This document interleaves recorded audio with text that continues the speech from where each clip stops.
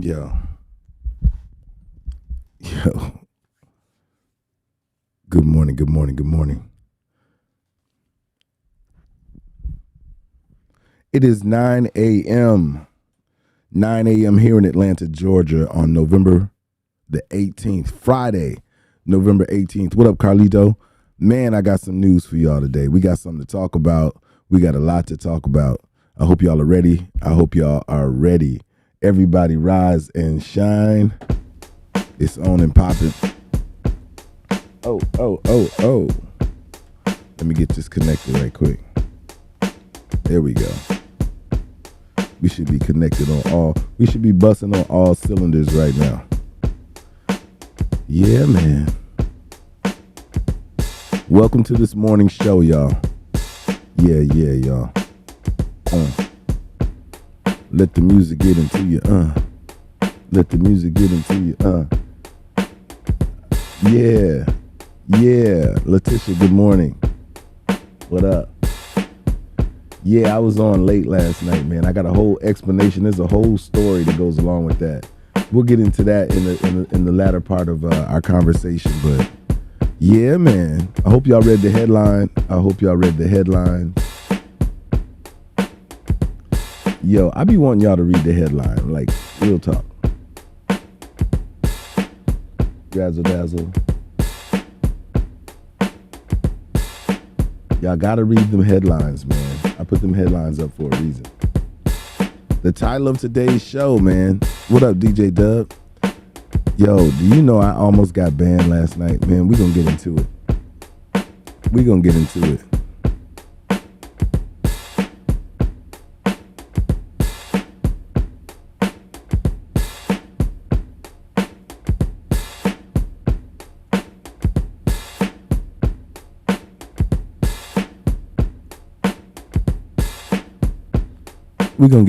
What up, y'all? What's happening? What up, Chuck?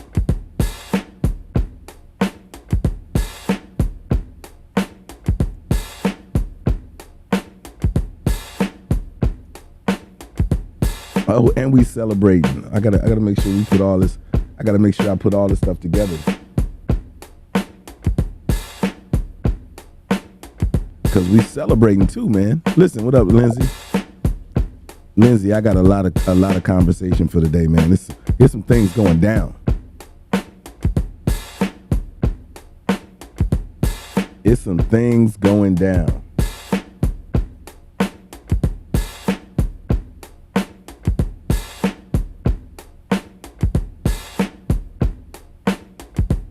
Yeah. What up, y'all? Hey. You got some info, Si? What's up? Talk to me, homie. Talk to me. We just getting started, man. Make sure y'all hit the like button, share the live.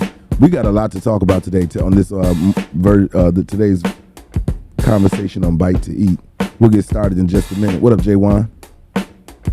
We're gonna get started at 9:05. What up, Money Jane?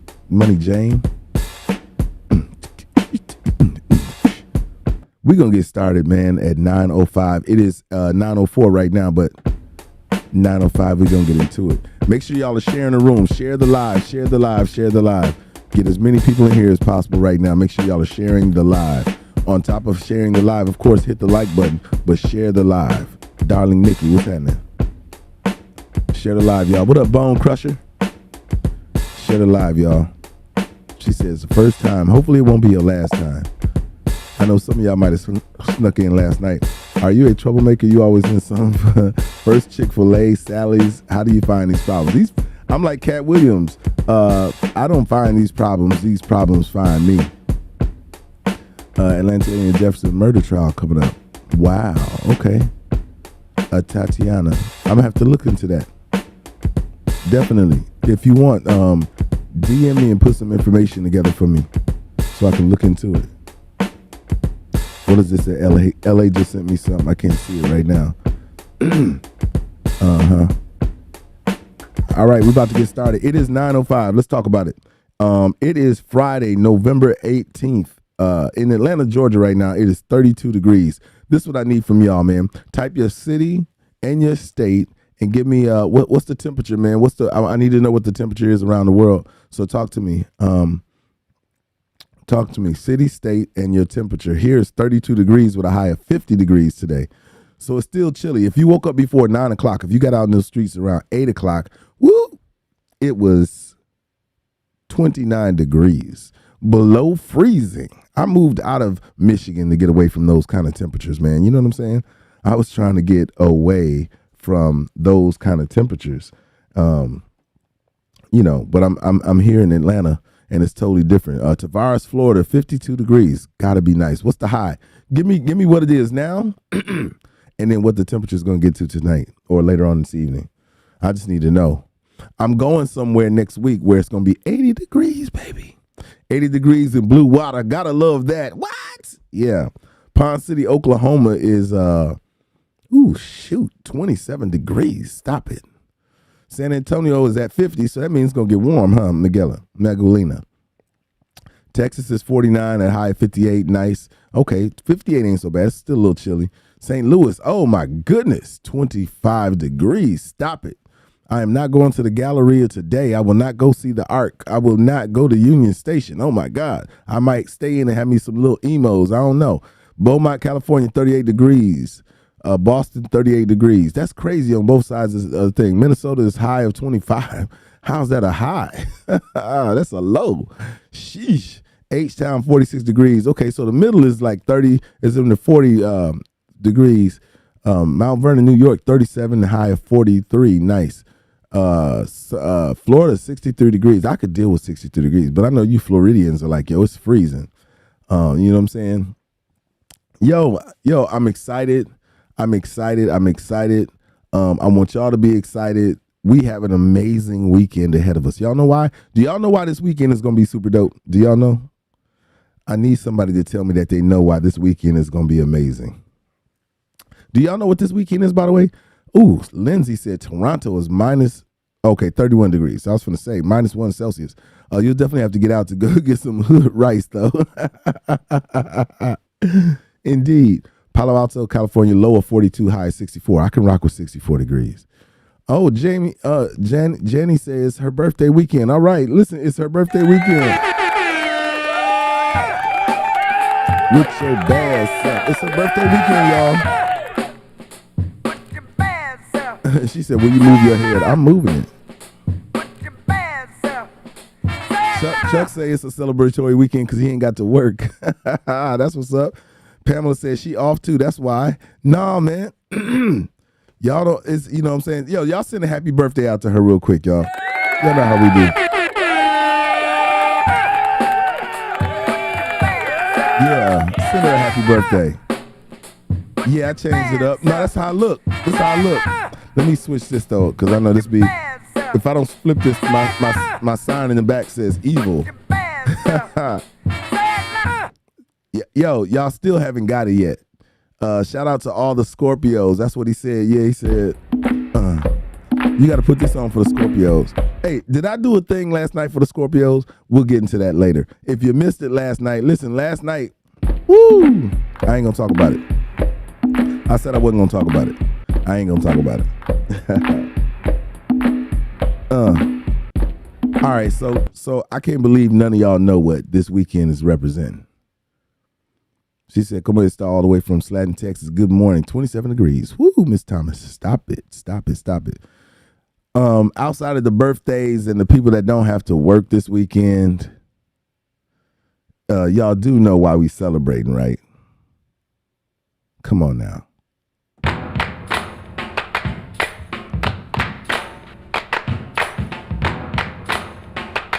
Y'all know why we celebrate. Outside of black excellence, we always celebrating black excellence now. Let's stop it. Listen, this weekend, Slayton, okay, my bad, Slayton. We celebrate because it is the 3-month anniversary of this podcast being live. What?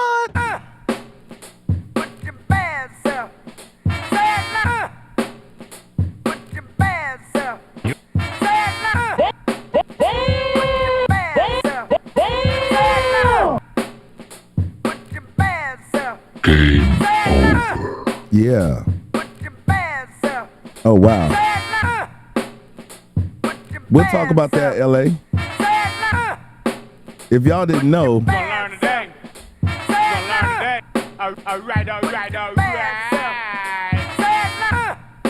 we are celebrating the 3-month anniversary of going live. Alright. Gonna learn today. Gonna learn today. So we celebrating. Listen, we celebrating starting today. You know how we do when it's our birthday weekend. We celebrate Friday, Saturday, and Sunday. It's our birthday weekend. Yeah, I know. Letitia said time moves fast. When you're having a good time, it does. 3 months of going live with y'all every day, man. Having a conversation to change your situation. I'm your host with the most like butter on your breakfast toast. This is the Bite to Eat podcast, and I am Dwight Scrap Reynolds. And just for your information, you say my first name, and it's one syllable. I'm going to let y'all practice that right now. Because some of y'all are calling me a 2-syllable first name, and that's not my first name. All right? I'm just going to put that out there. It's one syllable. It's Dwight. For ladies, I want you to pucker your lips like you finna give me a kiss, like a kiss on the cheek, and say, my name is Dwight. You see how that worked? Dwight, like that. My picture emojis are going. I'll take some more pictures Wednesday. I'll upload some new pictures. I'll do a photo shoot. Sunny. I will be updating the photos for all those subscribers. I will be updating it. Yeah, we're having a conversation to change your situation, Royal. I'm your host with the most like butter on your breakfast toast. I'm in Scrap with the rapper and was rocking in the ATL where the players dwell. And so I'm going to give y'all a conversation that's going to be on point. Listen, so, yeah, we're celebrating the next 3 days. And we'll, you know what, we're going to celebrate from today on out to the weekend, all right? So, when he pronounced it wrong, I was waiting for it. Nah, I wasn't going to do that. He said it all wrong, but I would, you know what I'm saying? That was neither here nor there. Last night I participated in something, and I'm gonna get to that. I don't want to jump into it because last night, you know, was a roller coaster. You know what I'm saying? What up, Alatrice? Is that right? Natil Latrice? Okay, let's go with that. In Minnesota, man, I know it's kind of cold up there as well. What's the temperature, Tracy? That's what I'm gonna shorten your name. I'm sorry, I gotta shorten it up. For everybody. So this is what we doing. We are liking like crazy on all platforms. We are sharing like crazy on all platforms. We are badging, gifting, cash apping, and we're celebrating all weekend. I can tell y'all Sunday is gonna be ridiculous. I know for a fact because Sunday's the actual day, but it's gonna be amazing all weekend. We're starting today, you know what I'm saying? So let today jump off the celebration of 3 months of going live. Your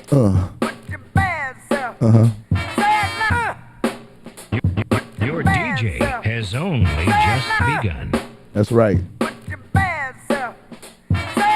For all those new people that are in the live right now, for all those new people, I just want to say to y'all, What's up?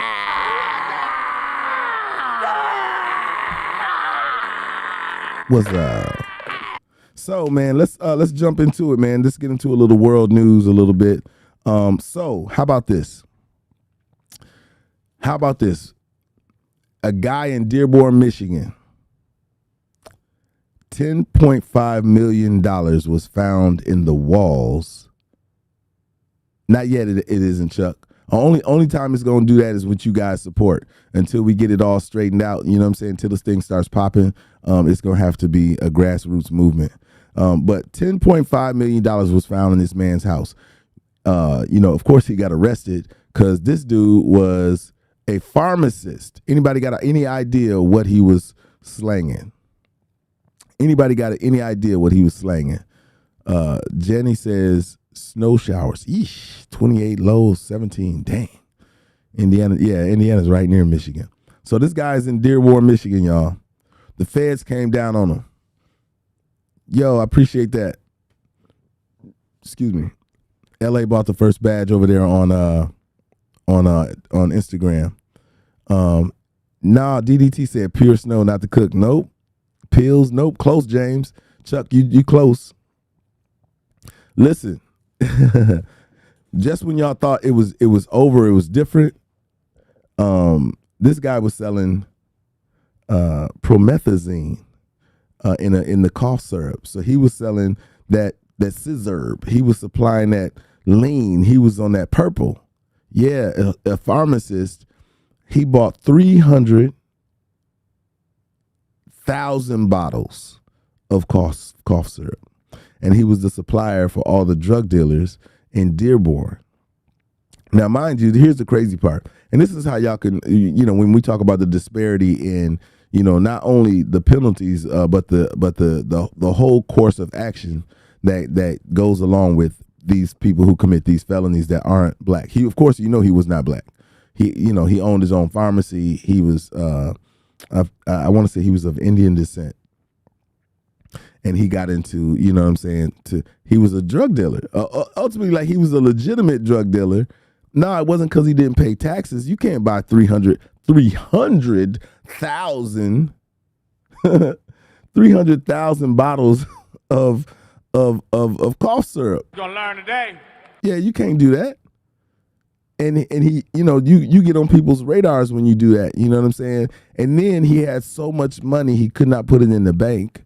His pharmacy couldn't show those kind of profits. So he had 10.5 million plastered in his walls. They went looking for that. Them feds tore that house up looking for this bread.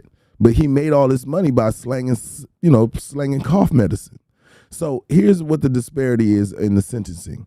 This dude, who is not of America, who has an unlimited amount of money, because if 10.5 million of it was able to be found in his wall, that he got more money stashed somewhere else. You know how much his bond was?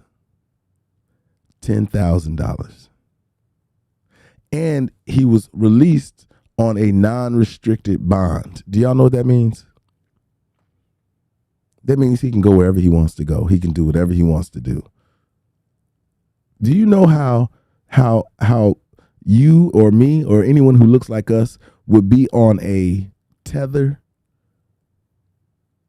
No, I'm saying his bond was $10,000. You're right. So 10% was $1,000, but he paid $10,000 on an unrestricted bond. Do you know that if you got caught with a blunt, sometimes you couldn't even get a bond, and if you did, it'd be something ridiculous like $50,000 to $100,000. You know what I'm saying? Like, that's how ridiculous that whole situation is. And he got out on a $10,000 unrestricted bond. Dearborn, Michigan. You can look it up for yourself. This dude is going to be okay. No, it wasn't taxes. It wasn't taxes. It was the fact that he was running a little drug thing and he got caught up. Now, one of the things that y'all can be kind of excited about, ladies. Oh, listen, they got paid from. Listen, I'm saying 10.5. I'm sure. I mean, that's another thing, morality wise. Could y'all turn in $10.5 million? That's right, Letitia. They would have came down on us so hard we couldn't even have blink wrong. Yep. Bail would be denied. Listen, could y'all turn in $10.5 million? I mean, honestly, listen. 10.5, do y'all think it was just 10.5 or was it more like 14.5 or 15 million? Because I don't know. I'm just telling y'all, this is probably why I could never be law enforcement. I'm a very truthful and honest guy. But when it comes to money that is derived from that activity, I start thinking, well, what's going to happen with this money? Like, who is it really going to serve to be sitting up in, or to be turned back in? Yo, LA, I appreciate that. LA just bought a sticker on YouTube. I appreciate that. LA already celebrating, you know what I'm saying? I appreciate that. I have a morality issue with that kind of thing. You know what I mean? What up, Reed? I just have a morality thing with turning in, I'm sorry. I be telling myself I would do the right thing. Like I do. I know y'all do it too. Some of y'all have fantasized about that bag dropping off of that Brinks truck. What would y'all do? Like, literally, would y'all turn in money that had fell off of a Brinks truck and nobody stopped or noticed it or whatever? Would you actually turn that in? Listen, I have thought about it in my head. Listen, y'all don't even understand. I've thought about it to the point where I was like, how will I discover if it has a dye pack in it? Like, Like I've broken it down to the die packs. If y'all don't know what a die pack is, the Brinks truck can't even drop a bag off of y'all. If y'all don't know what a die pack is, the Brinks truck cannot drop the bag off. That's right. They're gonna give you a plaque and a handshake. They ain't even gonna say thanks for saving this. Here's a $25,000, whatever. They're not even gonna upgrade your life or nothing like that. Listen, make sure y'all hitting the like button and sharing the live, and make sure y'all hitting the like button on YouTube as well. Yeah, Denzel showed us in training day how it would go down. Listen, there's no way I'm turning in $10.5 million of drug money. I'm sorry. I think that's why they try to put so many people on the case. You know what I'm saying? Felicia said she worked at a bank, so she know about that die pack.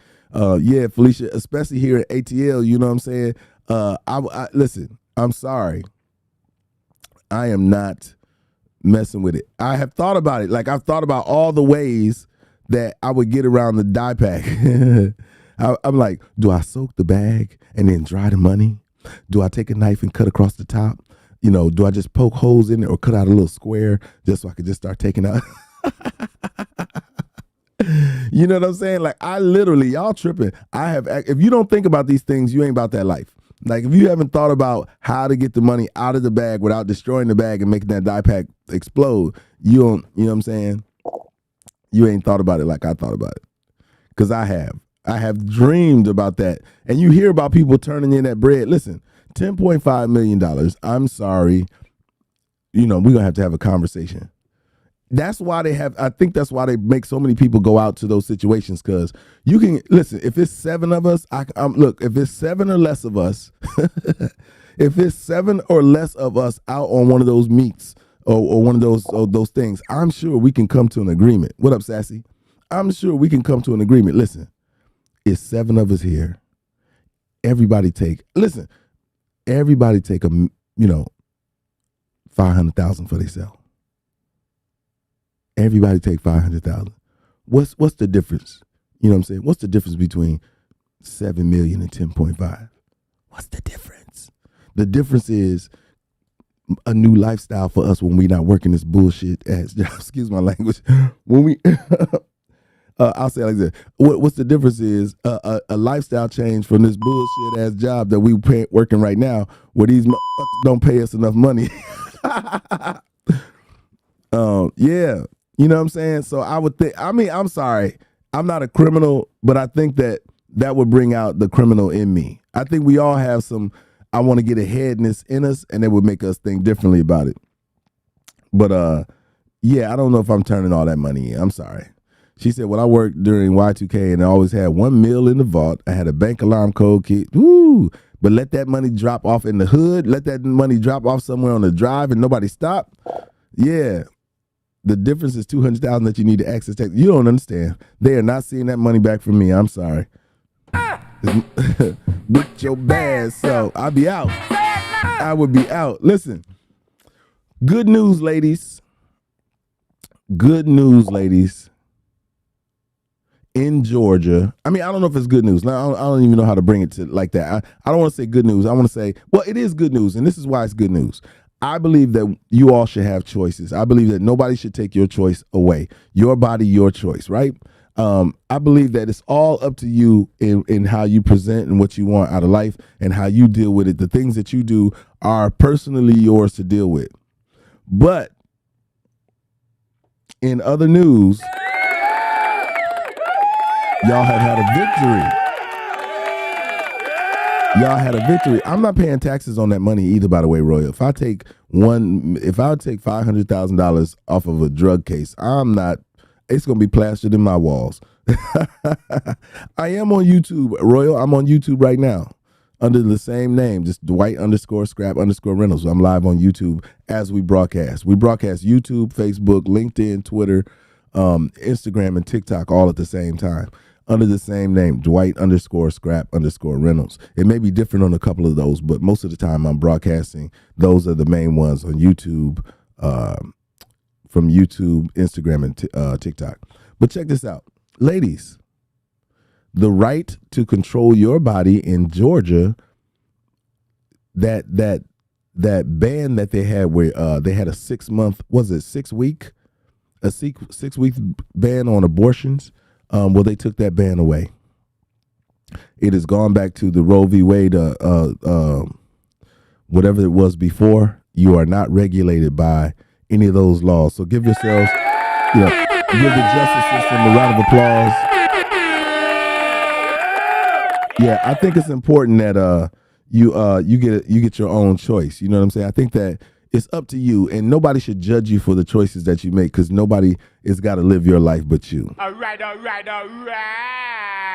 Yeah, so they turned it over here in Atlanta. And this is why I tell y'all, I rock with Atlanta. I rock with Georgia. I mean, like, y'all, listen, people want to clown the governor here, but like I said, Kemp has taken care of business here. Georgia, I can't say enough about Georgia and the way that it's lit. You know what I'm saying? Like, real talk, man. They really handle their business here. It's one of those things that if you manage to take care of your business in the social realm and whatnot in your business here, you can have an amazing life in Georgia. Now, I'm not saying that as an invitation for y'all to come, because Georgia people will tell y'all right now, Georgia is closed. Please do not come. You are the problem. Georgia people will tell you, y'all are the problem. Do not come here. They'll tell y'all in a heartbeat. Damn, Daniel. Yeah, they Georgia folks don't want y'all here. Let me just be honest. They like, yo, it's too many people here. And it's funny because you can meet people here, and almost everybody you meet here is not from here. Like, literally, most of the people that you meet here are not from here. Hell, I'm not from here. I've been here long enough, though. I should be considered from here. I mean, I am. I'm from Atlanta now. I'm just going to put it out there. I am from Atlanta. I know I came down from Michigan. I did my formidable years in Michigan, and then I moved here. And yeah, Felicia, traffic is one of the most pain points of living in Atlanta, Georgia, because you have all these people from so many places that don't know how to drive. When I say don't know how to drive, y'all have no idea. They don't know how to drive. Eesh. Today, this morning, I was driving.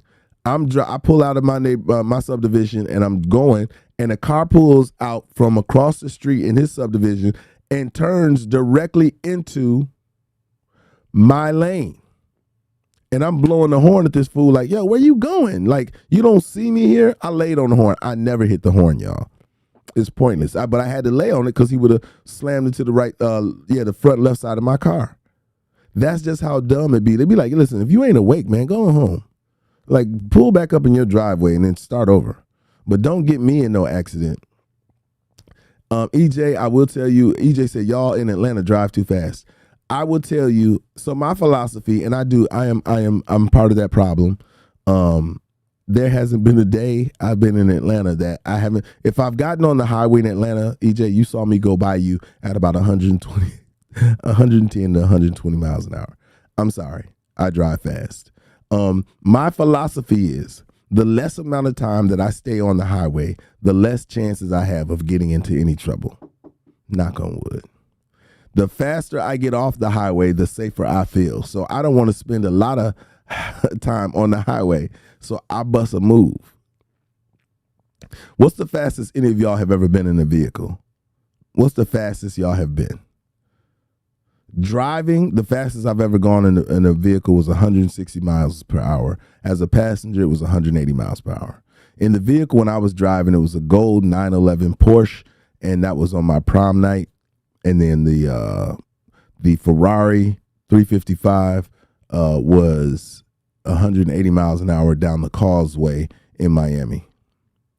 And if y'all don't know what that feels like, just so y'all know, like, so when you're going anywhere above 140 miles an hour and you're in a sports car, it feels like this. Like when you hit bumps, it's like this. It's like that. Houston Linda said, are you serious? So if you hurt someone, then what? Well, at that rate of speed, Linda, we're not hurting people. I doubt if I hurt anybody. If I'm going 160 miles an hour, I'm not hurting anybody. It's a wrap. Now, here's the thing. I have driven like that, Linda, my whole life. So it's not your average person driving that way. So my alert system is all over the place. So it's funny. I was in California, right? I forget what kind of car I had rented. I was in California, and my homeboy was in a Corvette, and I was in something sporty and fast too. I can't remember what it was. I was in something fast, and we were on the 110 racing to go to Sunset. And we were driving, we were on the highway going, and he said, he said, I don't understand it, bro. It's like you see everything. And that's the thing. When you are an avid driver, one thing that I do while I'm driving that a lot of you don't do is I actually drive. What that means is I stay alert to everything around me. When you're a driver who drives like I drive, your front mirror, your side mirrors, your rear view mirror is all you know. You know what I'm saying? Those are the things, you know what I'm saying, that like my alert system, and I'm so aware. And that's why I think that's why it's not the same. You know what I'm saying? I'm from Michigan, so Michigan, we have really good drivers in Michigan. You just learn to drive. That's one of the things you're most excited about is the opportunity to get your license and drive. And so that's been a thing. And fortunately for me, I've been driving fast cars since I got my license. You know what I'm saying? I don't know if y'all ever remember the Cavalier Z24. My brother had a Cavalier Z24, and it was stick shift, and he let me drive it. And and so once you've done that for so long, once you've driven fast cars, what up, Black Benny? Once you've driven in that kind of manner, it's almost like you've had a different kind of training. All right, let's do some homework real quick before we continue. If you're on my YouTube, hit the like button, the thumbs up. Make sure y'all contribute there. If you're on my TikTok, make sure you guys are liking and sharing the room. Let's get the shares up, y'all. And if you're on my Instagram, make sure y'all are sharing the live too. Y'all can share with people that are in y'all system. That's the greatest social digital currency spin you can have, is when you share me with your community. I am an offensive and yet defensive driver at the same time, meaning when I'm driving that way, I'm doing it to get out of y'all way and be one less vehicle to have to worry about on the road. I give y'all the signals. If it's at nighttime, I hit my brights so you can move out of the way. If it's during the daytime, I'm watching everything. I'm seeing how everybody moves. And the crazy part, what I realize is that because I'm so good at math, that's why I can drive the way that I drive. Yeah. Yep. Do y'all understand the calculations that are going on in it's crazy, but I realize like I attribute my driving to my ability to do math really well, because judging timing and distance and flow and all that stuff, that is a real, brainiac thing to have to do, is to be able to leverage those things. And if you haven't driven that way, a lot of people don't drive. Like literally, I've seen people doing makeup, I've seen people eating, I've seen people doing all these additions to just driving. I said, if people just drove, right? If you just paid attention to the act of what you were doing and what you were supposed to be doing, you would avoid a lot of the nonsense. You wouldn't get into accidents. You'd be more of a preventative person, because you're concentrating on the act that you're doing. Most times when people do get in accidents, it's a lack of focus. That's why they try to put these laws in place, to kind of govern that. But just kind of keeping y'all on point. Yeah, you know what I'm saying? Reed says, I drive good because of chess, the game of chess, and math. I can predict the flow of traffic. That's exactly what it is. You know what I'm saying? Yeah, it's your love for math, Sonny, because you're all these calculations. And that was one of the things my homie in California said when I zoomed past him. He was like, there's no way I should have been in front of him because of the way traffic was designed. But, I got friends, and if they ever came on here, they would tell you. My friends that have rolled with me, they will tell you that they don't know how sometimes I've been able to maneuver the way that I've been able to maneuver because of it. You know what I'm saying? Felicia say, Wingstop be so good, she got to eat it in the car. Girl, stop. You got grease all on the steering wheel. Mm-hmm. Then rightfully we can do this, create standard operating procedures for our corporation. Yeah. Oh, yeah, you're right. Okay, so check this out. So y'all can celebrate that. I really want y'all to be, to understand that if Georgia has stopped the ban on it, then a lot of these other states nearby, the Alabamas, the Mississippi's, Missouris, the, New Orleans, the Louisianas, these places will do it as well. I have a CDL, so when I drive for everybody, meaning safe. Likewise, I feel the same way, Linda. I feel like I'm driving for everybody. The less I'm on the road, the less time I spend on the road with y'all, the less you got to worry about, my car in your rear view, your side view, or in front of you. Yeah, it's sunny. I can't tell them to shut their eyes because the way the car feels. You know what I'm saying? What up, Enough? But my mom, so funny story. When my mom rides with me and we're traveling, like if we drove to Michigan, she would bring a pillow with her and she would just try to sleep the whole trip. But she's so reactionary. My mom, now, hold on now. Oh, now you got to slow down now. That's so funny. Yeah, Yakini, I seen that. Yakini said Biden may be going under investigation. He is, and his son, for their for their contribution to human trafficking. How about that as an accusation? What up, Jay Prez? What up, Tumbale? Biden may be Biden and his son are getting investigated for human trafficking. Yeah. Yep. Bitch, I didn't know that. You know what I'm saying? And these are the things that we knew were going on before he ever got elected. But they push things through that they want to be be the conversation. But I don't want to do a whole lot of politics. We celebrating all this weekend, so I want to say something to y'all. Listen. In other news, and y'all know I'm a musician, I'm a producer, so I stay abreast of some of this crazy stuff. I don't know how many of y'all plan to go see Taylor Swift. Any of y'all planning on going to see Taylor Swift? Or do y'all know anybody who's trying to go see Taylor Swift? Because I know, I'm just going to be upfront with y'all. I doubt anybody in my life is going to see Taylor Swift. No diss to Taylor Swift. But, man, these folks is crazy. Listen, these folks is crazy, and I don't think other folks going to be Taylor Swift fans. Listen, I'm going to tell y'all something. If I had known this, and if y'all know this, I'm going to tell y'all this right now. If y'all can get your hands, if you can get your hands on a Taylor Swift ticket, man, I'm telling y'all to try to do that. If y'all talk about the stock market, if y'all want to talk about an investment, man, y'all better start playing this game. Felicia, you got it twisted. Felicia said $1,200 for Taylor Swift. Taylor Swift tickets. And I'm going to tell y'all some other astronomical numbers, but Taylor Swift tickets, can y'all guess how much these tickets are being flipped for? And I'm usually good at this. I flipped some Beyonce tickets a while, like not recently, but in the height of her thing, I bought some and I flipped them. I made enough to pay for my tickets and have a whole lot after. Do y'all have any idea how much these Taylor Swift tickets are flipping for? You listen, you wish right now, Felicia, you wish you spent $1,200 to get those tickets. LA says 10 stacks. No, sir. Her tickets are not being flipped for 10 stacks. Y'all, listen, I need y'all guesses. What do y'all think Taylor Swift is being? I'll give y'all some time. Come on. I'll give y'all a minute. Yeah, yeah, no doubt, because it's an investment. There it is. Who said it? Let me see. Let me go back up. Somebody said it. Junebug said it. Listen, Junebug said it. At least 20 stacks. Yep, 20. And listen, the highest amount. Listen, y'all are not hearing me.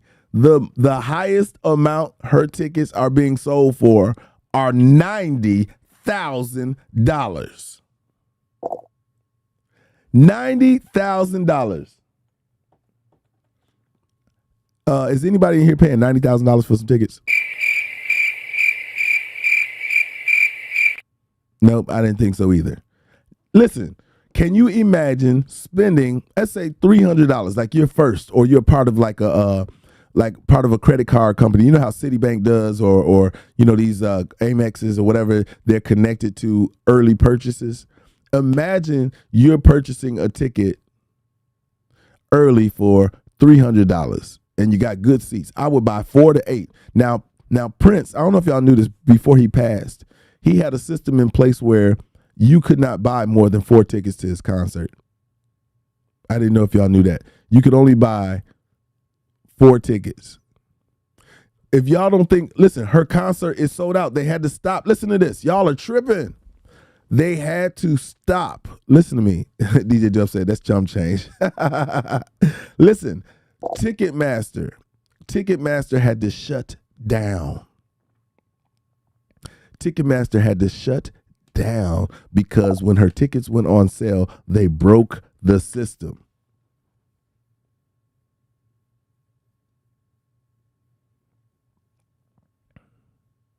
They broke the system. Ticketmaster said they are not selling any tickets for her concert right now because the demand is too crazy.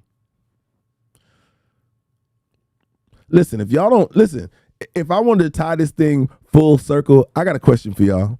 Do y'all think Taylor Swift would be Taylor Swift if Kanye West didn't do what Kanye West did at the MTV Awards?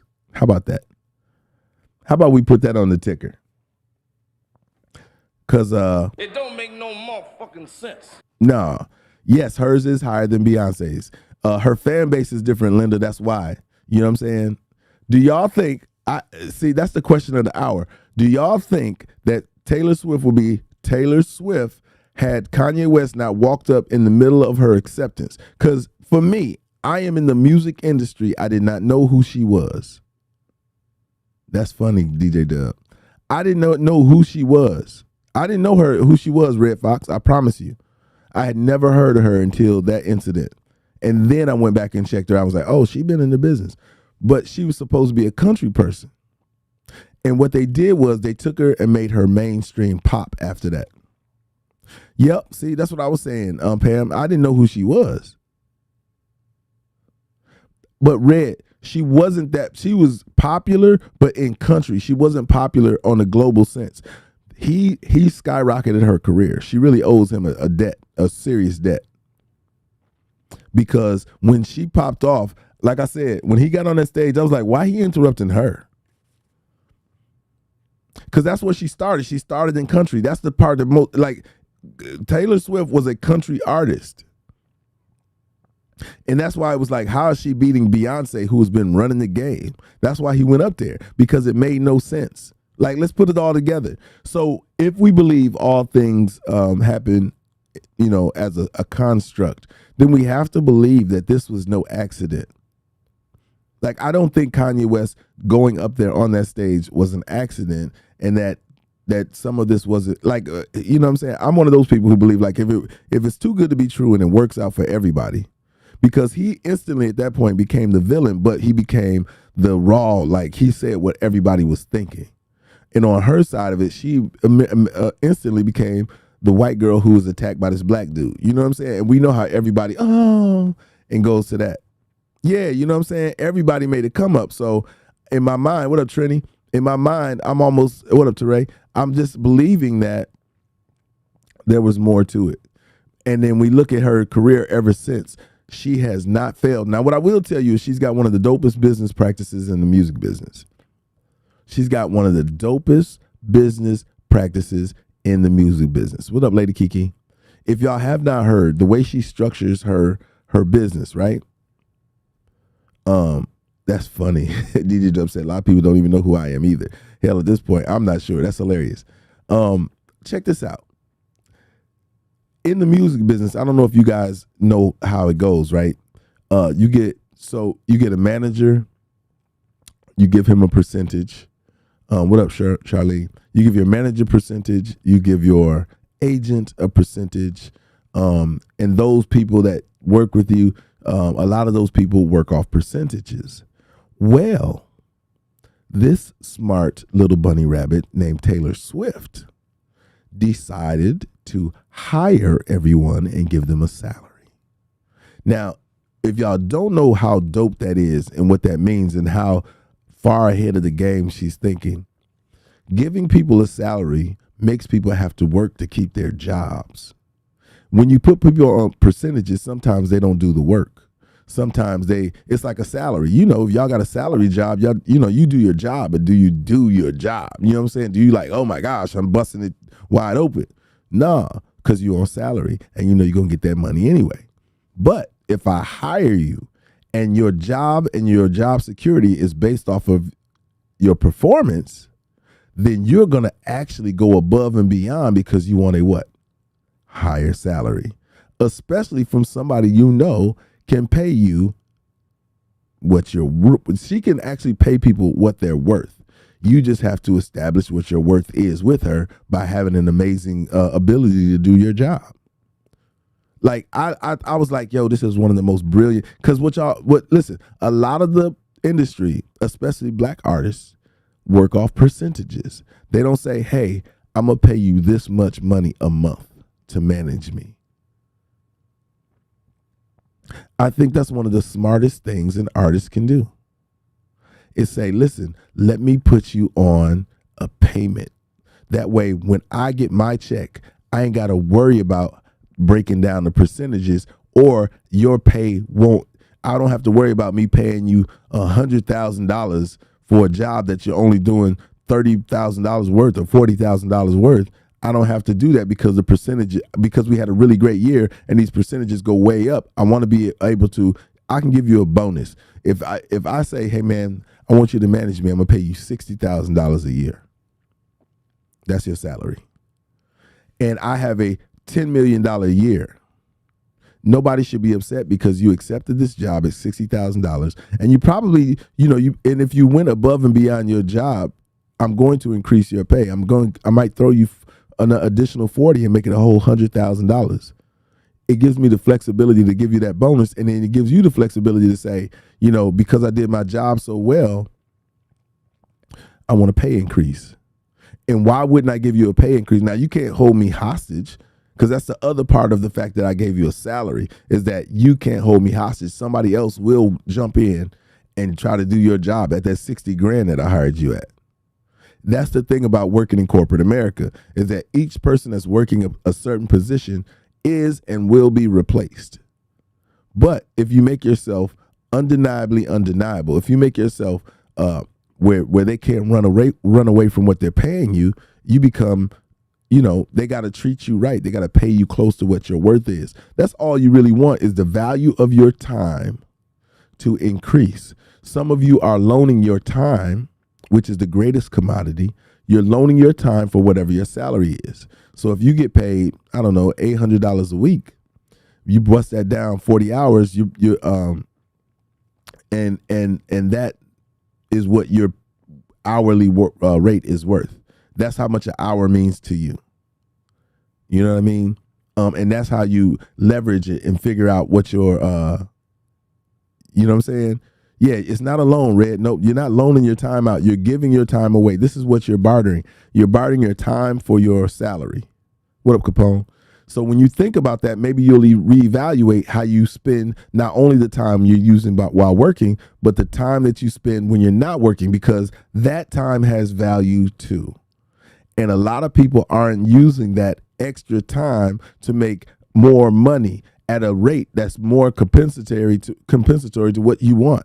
Meaning this: if you go work for the man and they're paying you $25 an hour for your time, and you spend your time for 8 hours doing this job, after that, if you are working on your entrepreneurial dream, you are now investing that time and in building it. And once you get that thing where it needs to go, then you negotiate what that hourly rate was or is when people buy that product from you. So if you're a clothing designer, excuse me, and your time investment is sewing your clothes, getting materials, doing all those things, each article of clothing that you produce, what up, Red Baby? Each article you produce has a time associated with it, and that's where the value goes up. What up, Dove? That's how you should be pricing your materials. If it took me, now it's different in certain other things. Like as a music producer, I charge you all for all of the lessons that I learned so I can move and do my job effectively. You're not paying me an hourly rate because I'm too dope for that. Meaning I don't take an hour, 2, 3 hours to complete what I got to complete. So you got to pay me for my ability to do it fast. You're paying me for the education that I had to get and learn in order to produce this product for you in a timely fashion. So some people be like, man, why you charge so much? I charge so much for several reasons. My creativity is one, because when I couldn't charge that much, I was doing it for free. I was actually losing money. I was doing things beneath my value. Once I got good at it, I started doing it at my value. And once other people started appreciating it and putting it out in the world, I was able then to leverage my value and charge closer to what I was worth. Like, most of us never really charge what we're worth. And that's where you want to get to, as close as you can. You want to get to that. So Taylor Swift and all her success is why tickets are going for $20K and up. Now, y'all didn't know this either, but Adele's tickets through the box office, not resale, through the box office, $57,000. $57,000, y'all. $57,000 per person. So let's do a little math. $57,000. If 10 people showed up to her gig, she made $500,000. 100 people, 5.7. 1,000 people, 57. 10,000 people, $570 million. Do y'all get it?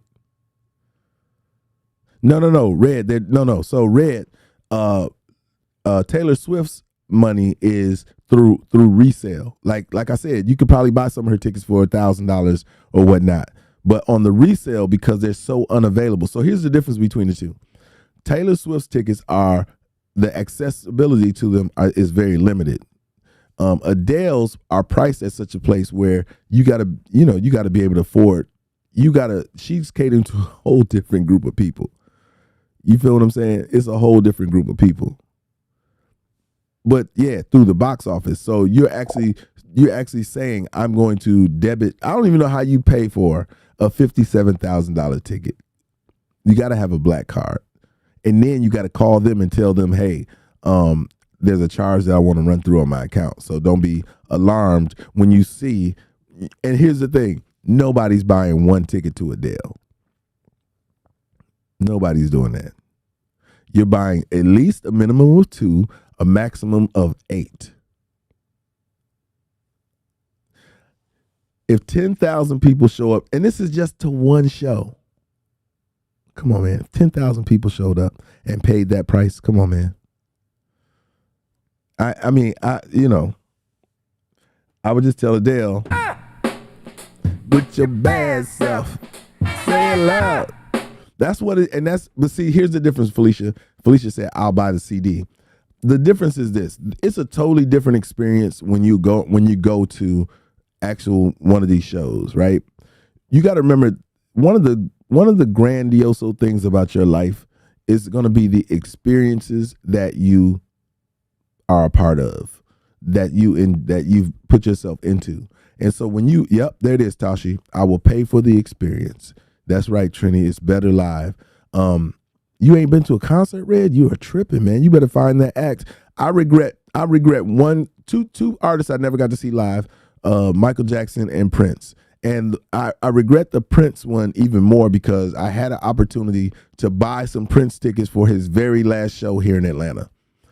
I was traveling though. The problem was I was just getting back in town from traveling. I was in Florida. I remember like it was yesterday. And somebody hit me up and they was like, yo, I got 2 Prince tickets for $400 a piece. And I was like, okay. And I was going to get the tickets. And then I was like, nah, I'll catch him, when he does his other show. Cause he had a tour coming up, but he was doing this real intimate tour. And I was like, and I passed on it, man. And then the next thing you know, man, I was like, damn. 2 days later. And the crazy part, so this is what was going on, just so y'all can understand. So it was a whirlwind of things happening. So I was just getting back from Florida, and then I was catching a flight the day after his show. That's what it was. I had to go to LA. I had to go to LA for a writing camp. And while I was at the writing camp, I was sitting there. I remember like it was yesterday. I was sitting there and I got that message I saw on my phone as we were sitting there waiting to have the first meeting or whatnot, and it said, "Rest in peace, Prince." And I said, "What?"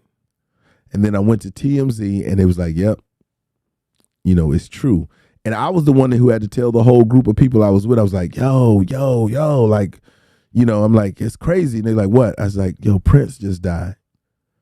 And everybody's mood just flipped. Of course, you know what I'm saying? And it was one of those things like you didn't want to say, but when you're in a creative space like that, it makes you kind of charges the atmosphere and makes you want to do something, real special and active. And it did. I wrote some amazing records during that time. And, Letitia says she's never been to a concert. Listen, y'all have got to go to a concert, Sharice Red. Y'all got to go to a concert. I don't know who y'all like or love that much, but spend the money and go. Michael Jackson in Australia and Prince in 97, last concert here in Atlanta. Yep. Uh-huh. But you got to do it, y'all. It's a different experience. This weekend, if you're in Atlanta and you want to go to the concert, Kirk Franklin will be here. Paramore is here performing. The Baby is performing and Jesse Reyes is performing. So it's something for everybody. You know what I mean? If you there's something for everybody. There's like 11-second lag, something like that. LA. They're all performing here this weekend. If you guys need something to do or want to get out and kick it or whatever, Trini said she'll pass on Kirk. Experience a concert, even if it's outdoor. You're right, Toshi. Like you gotta go, and like the recordings are one thing, but the live performances are truly a one-off. You know what I'm saying? DJ Dub stupid. Listen, the live shows are full of excitement. They're full of bloopers. They're full of things that only happen once. And most times, no live show is duplicated. So when I was touring with Usher would actually tweak the shows as we went. I told y'all the whole thing with Ready for the World and the group Guy, when they were touring, they were battling with each other, which meant they were adjusting their shows every night to give the audience something different, but also to put pressure on the other bands. So this happens with all concerts. No two Usher concerts are the same. If you went to his residency recently, the first night that I went was his birthday. And Anita Baker was there, and Chris Brown was there, and he brought all of us on stage together. The next night was Stokely from Mint Condition came and performed. And since then, Neo, Mary J. Blige, Faith Evans, Babyface, Wanye, like no two shows are the same. So especially with those kind of things, you're like, yo, what did I miss? Or which one do I want to go to? You never know who he's going to bring out on stage. And so that's the excitement of seeing these people perform these songs. Also, it's always a different rendition of the song that you love on your CD. It's not the same. Now you're in a place and space where the atmosphere. So if you understand, the atmosphere is what changes the experience. Letitia says, I'm such a loner. I don't like to be around people like that. I don't want anyone touching me and my family life because they how I get married. No, listen, it's a thing. It's not that the energy and everybody's there for the same reason. So the energy's a positive energy. Look at it like a revival is the best way I could say it. Yeah, Anita's not no joke. But look at a concert like a revival. If you've ever been to church and you've been to a church revival, then you know that it's not the same churching that happens at regular church. And it's definitely not the same as the experience that you hear when you buy a CD or whatever and listen to it or stream it and you hear the song. It's so controlled, right? Because it has to be a product that they're selling. But when it's live, all bets are off. When it's a live experience, there is no... it's a one-off. You never know what's going on with the artist emotionally that night. You don't know what the dancers are feeling, the band, all those kind of things. And they all come together and the synergy that's produced spills out into the audience, and it's amazing. It's amazing. If you've been to a concert, y'all, type in there one of the best concerts y'all went to. Type it in real quick. While you guys do that, it is 10 o'clock on Friday, November 18th. The temperature is now 36 degrees here in Atlanta. What's the temperature rose to in your area? I'm going to drink my apple cider vinegar right now. At the 10 o'clock hour, I'm trying to be more diligent about the time that I drink it so I can stay on schedule. You guys should be liking and sharing on YouTube. Go ahead and hit that like button. Houston Linda said Frankie Beverly and Maze. Dove said DMs, LL Cool J. Let me see. Felicia said New Edition. Where'd you go see New Edition at the park, at the outdoor park? Because I saw him there. I saw Stevie Wonder there too. I think it's called. It starts with a W. I can't think of the name of it. Beyonce and Jay-Z. I went to that concert here in Atlanta. It's 39 degrees there in VA. Okay, cool. Type in where y'all went to y'all last concert at, y'all. Yeah, I went to see him there. You probably saw me and didn't even speak. Nas in New York at the State Fair. That had to be lit, JB. You know, was this before or after Ether? When was this? Miles Davis was the best. I can imagine, Joetta. I can imagine that Miles Davis was a vibe, yo. Tashi said Chris Brown. Yep. I was just with him, for Usher's birthday. You know, he hung out with us the whole weekend. We went skating. You know, he did the show. He was on stage. You know, it was a whole lot. Yeah. What's the name of the park? Chastain Park. That's it, Felicia. That's what it was. Chastain Park. I said it started with a W. I had to think about it. MC Light and Big Daddy Kane. Woo! Dove took it back. She did the throwback joint. LA said Ready for the World in Atlanta. Down on the east side, right? Busta. Yeah. You know I got a song with Busta, right, King? For those of you who don't know, if you go to if y'all go on iTunes right now and y'all type in Icy Green featuring Busta Rhymes, it's going to pull up a song that we got together called Strut. I played it for y'all before.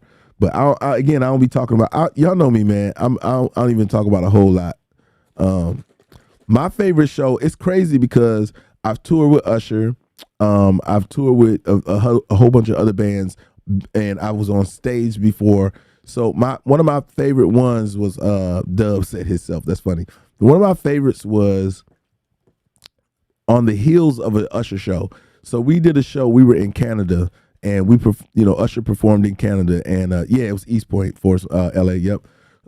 He performed, and then we left that performance, and we heard Jill Scott was in town, and we caught this real impromptu performance by Jill Scott. It was off the chain. I got a song called Strut.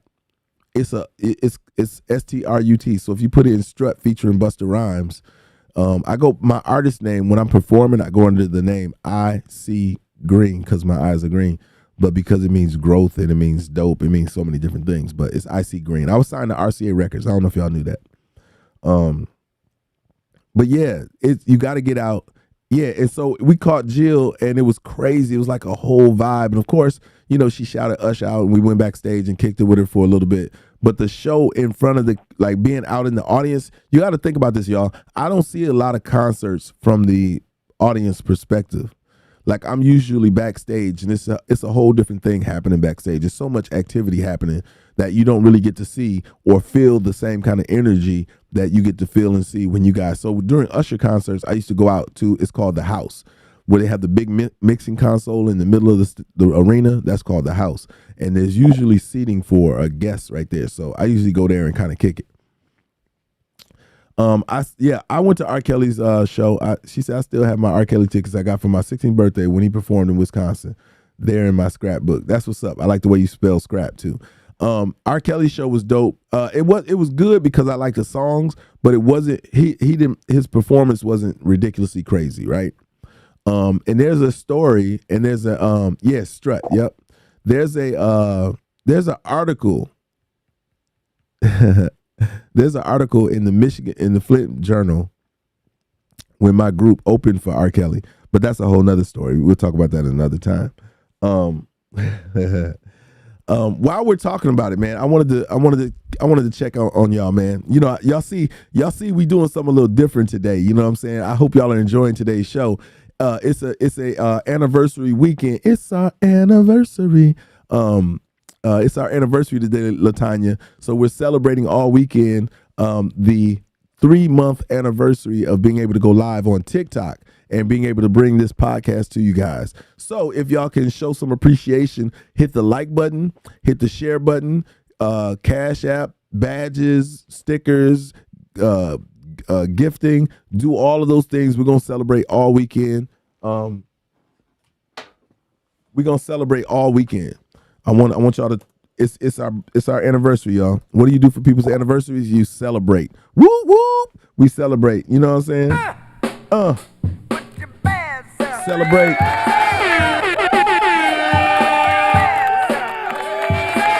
That's funny. Celebrate.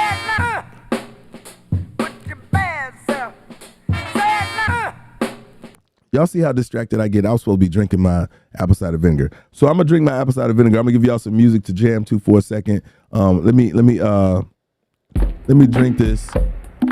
Y'all hit the like button. Y'all hit the share button. Yeah, what LaRon said. He said, send some, Jack. LaRon, if you buy 3 badges, your profile starts to glow. I don't know if you know that. Stickers are available. Super chats are available. That's where your chat is highlighted on YouTube. And of course, roses and other gifts and all that kind of stuff is available too.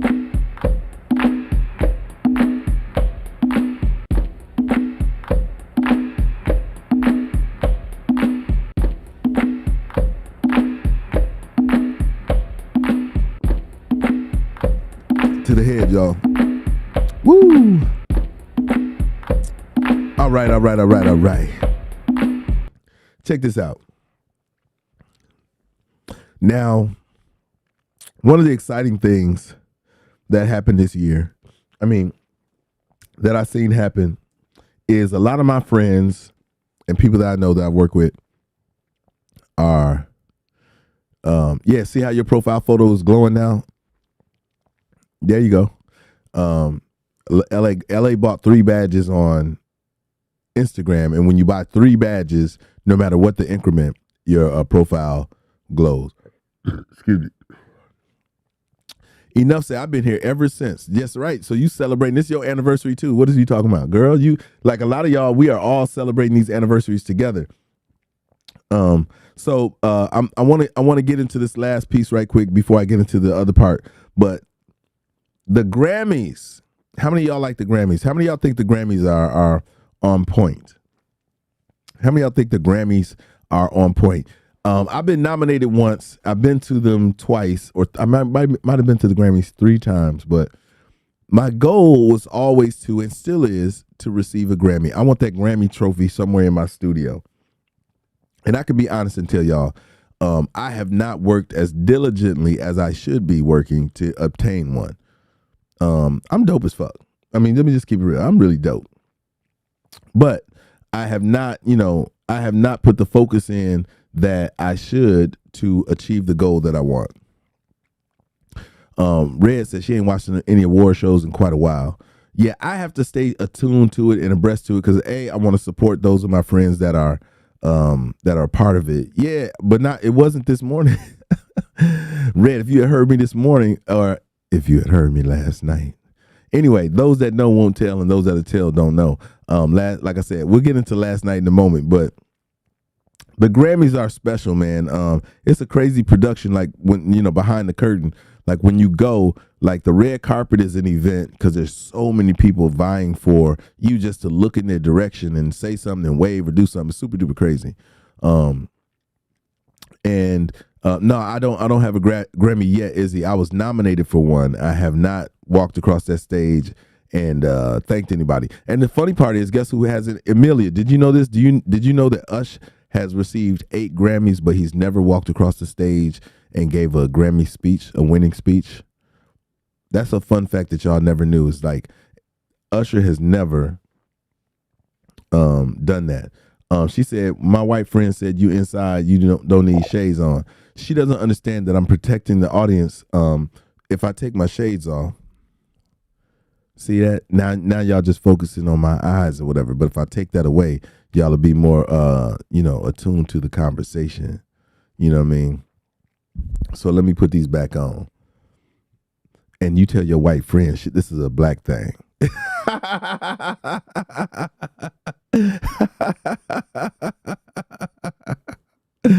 Woo! Man, it's political, Tashi. Tashi said, why no walk? It's political, man. Y'all don't understand there's a lot of stuff that goes on in the inner workings of these companies. Harvey Mason just made an announcement of the criteria that it takes to win a Grammy, and he said it's not about sales and popularity and streams and all those things, which is crazy because that used to be a part of the, that's why people get upset, because they'd be like, yo, such and such had an amazing year. But it's one of those things that that you'll experience when you have to have a relationship with these people out here in the game. You know what I'm saying? I don't think about stuff like that. I understand what it is. They don't have the relationships. Junebug on TikTok says, what do you think about Nicki being snubbed? It's the relationship based, and you got old heads in the business that you got to kind of, lean into. King BLOB said the Grammy seemed to be on some BS lately though, fam. It's always been on that. If y'all haven't watched, listen, the year that Usher was supposed to have a breakout year with the Grammys, remember when Confessions was the most dopest album? Well, he should have won a Grammy that year, but guess what happened? Ray Charles put out the movie Ray Charles. And immediately what y'all have to understand is Ray Charles is an icon when it comes to pop culture and the relationships for the people who, most of the people that are on the Grammy voting board are people who grew up with Ray Charles. You know what I'm saying? Like, most of these people are friends of Ray Charles. Most of these people are having investment in Ray Charles. So in that, Ush didn't stand a chance. It was horrible. I was so mad. I was there. Y'all, I got TV time. Like, people hit me and said they saw me on the front row at the Grammys. That's also when I was sat next to Donda and Kanye at that Grammys. You know what I'm saying? Like, I only sat first and second rows, and that's where we were at the whole show. In the row with Kanye's mom, it was Kanye's mom. It was Kanye on the end, Kanye's mom, me, Jimmy Jam and his wife, Terry Lewis and his wife. That was kind of like our row. And then in the front row was I want to say Usher's mom, Usher, the girl he was dating, and from there. And when Usher went up, I replaced Usher in his seat. You know what I'm saying? We all had on like $4,000 or $5,000 suits. You know what I'm saying? That we went out, that Usher went out and made sure all of the crew was clean, because we knew this was going to be an amazing year. He got nominated for like 8 awards. You know what I'm saying? So we knew it was going to be crazy, but the politics of it on the inside of it is crazy. Like, real talk is crazy. What up, Belladonna? So I just want to catch y'all, you know what I'm saying, before the actual event takes off. You know, it happens in February, but everybody gets excited and the word is on the street. Like, I've seen a few of my partners. So there's a guy, one of my close friends, Teron Thomas, who I watched and been a part of his career from the very beginning. Like, one of the hardest working artists and writers that I've ever seen, ever. And he deserves everything that he's gotten. He's a kid that's just super humble, super inspirational, and just goes with the flow. I will see if I can get him on the show one day just so we can chop it up. And y'all can feel his energy and y'all will be able to support him. His name is Teron, Theron Thomas. And I mentioned it to y'all the other day. I think we talked about it. I was like, people who come from, he's from St. Thomas, Virgin Islands, from a very humble beginning. And I'm like, yo, when I said this to y'all the other day, I was like, other nationalities come to America and take full advantage of the opportunities that are here. They literally hit the ground and they're like, I gotta make it. And they do it in such a way where it's humble. You know what I'm saying? They be like, what should, I'm gonna do whatever. I'm not gonna have an attitude. I'm not gonna piss people off. I'm gonna stay humble no matter what level of success. He's the same today as he was. He's a multimillionaire today. He's the same today as he was. And when I say that, I mean he's still humble, meek. You know what I'm saying? He's still funny and fun to be around. Yeah, he's funny as I don't know what. But he's also grounded. Like, he never left that foundation, which I think that is a hard quality for a lot of people to maintain, is their humility as you gain success. It's difficult. So with that, He's nominated for about 7 categories this year. Jazzy, really dope writer. She's nominated for a bunch this year. I'm watching a few of my people come up and say, show it. Let me see. Says Red Baby says, now when you buy a 4K, do you ever wear it again or match the pieces with something? I don't even know what we're talking about right there. They also get more help than black people who was born here. Well, Izzy, it's not about access to help. It's more about having an attitude where you're going to take advantage of what you do have. Like, we do have other opportunities and breaks that they don't have. And a lot of times we get on ourselves about the breaks that other people get from other countries. For me, it's not the fact that they get the breaks. I've watched people from different backgrounds and different walks of life just have a different fire underneath them. I think we need to let go of whatever is holding us back on the grudge side or on the expecting side or the we deserve side and just say, I'm going to go get it. That's what I get from him. I've always gotten like, yo, I'm going to get it, bro. It's just a matter of moments. And if I keep myself in it, I'm going to get it. Oh, yeah. I wore it twice, maybe. I haven't worn it a lot at all. Yeah, I don't, you ain't seen me in those. I can tell you, I'm gonna wear a suit this week. I gotta actually go out and buy another suit. I'm going to a wedding in Mexico for Thanksgiving, so I gotta wear a suit. And one of the reasons why I got into the music business and what I liked about the music business is the fact that I don't have to conform. Like, if y'all don't know anything about me, is conformity sucks to me. Like, I don't want to, I don't do anything. I'm so comfortable with not worrying about fitting in. Like, you know what I'm saying? Like I'm really like, I'm gonna wear a suit, but I'm gonna wear some sneakers. Like, you know what I'm saying? Like, one of the comforts that I have about being in this music industry and being successful in it is that I can design how I move around and not be worried about feedback. You know what I'm saying? Worry about what people got to say. Has it affected some things? Maybe just a little bit. Hell, I'll never know. You know what I'm saying?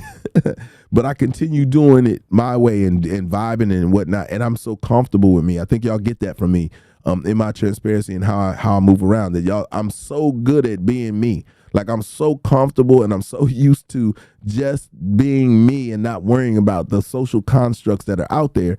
That part is what I hope is the most attractive thing about me, is that, yo, he in his own lane doing his own thing ain't really, that's me musically. Musically, that's the conversation you're gonna hear. I send music out to artists saying, yo, this is outside of your wheelhouse. You know what I'm saying? This is going to be something a little different for you. And you're going to have to be on that wavelength to understand I'm trying to push you past your point of comfort. I'm trying to put you in a place where what you release is something not expected, something bigger than what you got going on. You know what I'm saying? So that's kind of how I move. I'm not moving to fit in. I ain't never wrote or produced a record so I could be a part of the album. I always wanted to have the single, which the single never really sounded like anything else. You know what I'm saying? It sounded like other things. You know what I'm saying? Yeah, so that's what's up, Pamela. I think that's what it is that fluidity that I bring to the table is easy to attach yourself to. It's easy to vibe out. It's easy to see what it is. So when it comes to that, you know what I'm saying? Like I said, I'm going to jump back on my journey real tough in the next, I'm actually back on it now, but I'm really, really focused on 2024 Grammys. You know what I'm saying? And that's a goal that I'm gonna push even more effectively than I have in the past. I actually was on track, and here's the challenge, right? And this is why I have to really just say, go hard in the paint, say F it, right? Is because you can't, I had a plan. I had a plan to develop an artist, write and produce her whole project and develop her. And that project was gonna be so dope because of the synergy involved in it that she would get a Grammy nod. But if y'all haven't noticed, most acts like that do take off. Like when Phoenix and Billie Eilish, one producer, one artist, one thought, everybody loved it. That artist Lorde, when she came out, she won like 3 or 4 Grammys. One artist, one producer, one thought, out of here. Sam Smith had a nucleus of 3 people that wrote and produced that whole first project that he did, out of here, won 4 Grammys. When I was with him in New York at his show with Division, not Division, was it Division? It's a group, I forget the name of the group. It's a 2-man group that he performs with. Da, da, da, da, da, da, da. I want you to da, da, da. Whatever group that was that he featured on their song. They were performing that night. Mary J. Blige was supposed to come out and do her thing. But all those people, Red, have one producer and one thought. And I understand that's the chemistry. Eminem won all his Grammys. He had one producer mainly, which was Dr. Dre. In those instances, you can build the synergy. Disclosure, that's it, yep. You can have the synergy that it takes to create a project. Too many times there's too many hands in it, and there's not a fluidity that says this all happened together. Now, the other side of that is we don't have artists like a Tupac who could get on anybody's track and make it a Tupac record. You know what I'm saying? So that's the challenge. And I was going to do this post. I still may do this post and put it on Instagram, because a lot of my peers are asking, yo, Scrap, why you ain't working with this and why you ain't doing this? The lack of talent that's in the talent pool is discouraging and disparaging to me. I don't want to give my records to whack artists, point blank period. I don't want to produce something for an artist that can't pull it off. You know what I'm saying? And the politics behind getting on Beyonce's album, and even now, so you know, the breakthroughs have to happen on the relationships you got, like with Usher. The breakthroughs have to happen with, you know, I got some dynamic records for Rihanna. We just got to wait. You know, that's a political thing. You know what I'm saying? There's politics that go into it, and gatekeepers involved, and people who are vying for their friends that they want to get on, that makes it difficult for you to kind of get into those different things. So I would much rather develop an artist around my sound and put it out. And I would suggest any other producer out there who's working is to find you a unique talent who, when they perform on your records, takes it to the next level, and use that artist to be a vehicle for your sound. But enough about that. I want to get into these Grammy nominations, and I want to get y'all feedback. All right, so I'm gonna give y'all a couple seconds in between each one of these to answer who y'all think. And I wish we was writing this down, you know what I'm saying, collectively, so we could get it. But I'm just going to say it out loud, and then y'all tell me who y'all think. So y'all be ready. And I got to give y'all a few seconds, because there is a lag between what you guys on TikTok and Instagram get versus what they get on Facebook. It's going to be some of both, Issy. So here you go. Record of the year. Record of the year. Here are your nominations. Don't Shut Me Down by ABBA. Easy on Me by Adele. Break My Soul by Beyonce. Good Morning Gorgeous by Mary J. Blige. You and Me on the Rock by Brandi Carlile featuring Lucius. Woman by Doja Cat. Bad Habit by Steve Lacy. The Heart Part 5 by Kendrick Lamar. About Damn Time by Lizzo, and As It Was by Harry Styles. Now, I know some of y'all heard some of these records. I have not heard the ABBA record. I absolutely heard the Easy on Me, Take It Easy on Me by Adele. Break My Soul, y'all heard that by Beyonce. I have not heard the Mary J. Blige record, the Good Morning Gorgeous. I can't remember if I've heard, I know I haven't heard You and Me on the Rock by Brandi Carlile. What do we got? We got Adele, Easy on Me, or Woman, Doja Cat. We got Lizzo, we got Woman, either Adele or Beyonce, Beyonce or Harry. This is how you know if Beyonce gonna win, if they show up. And with Adele having this concert, I don't think, well that's right now. I'm sorry. It's too soon to say if you know who's gonna show up. Pamela, you have heard some of this, you know what I'm saying? Most of y'all, bad habits lead to life, I haven't done. Y'all, I heard, you know, that's Steve Lacy.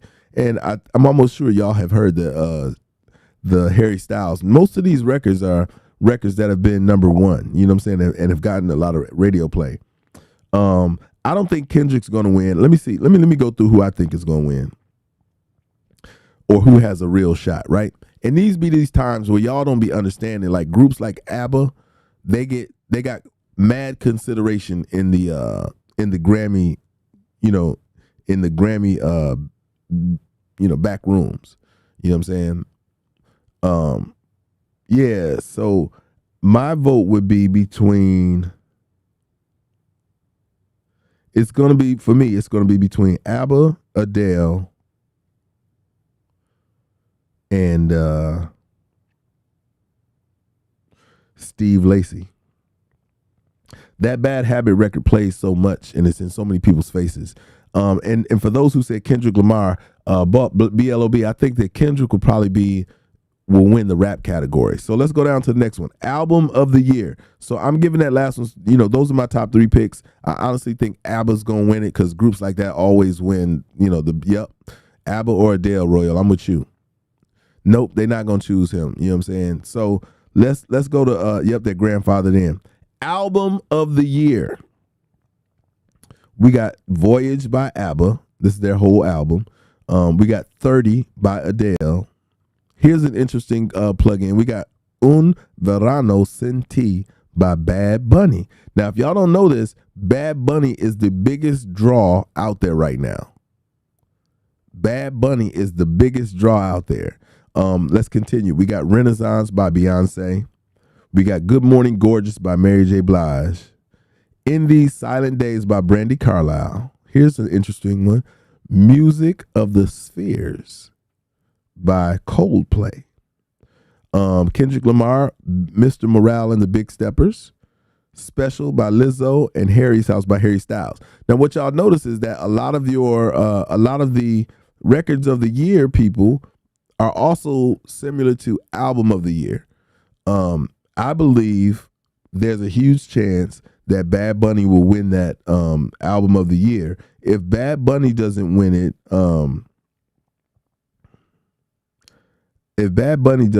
I think that Adele has a huge shot again.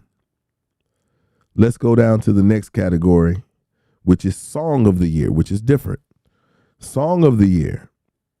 A, B, C, D, E, F, U. Y'all remember that? By Sarah Davis. About Damn Time by Lizzo. All Too Well by Taylor Swift. No, we gonna get to it, King. I'm gonna see. Bad Bunny's definitely winning something. Yeah, I believe so too. Urban. You got Bad Habit by Steve Lacy. Break My Soul by Beyonce. Easy on Me by Adele. God Did by DJ Khaled. The Heart Part by Kendrick Lamar. And Just Like That, Bonnie Raitt.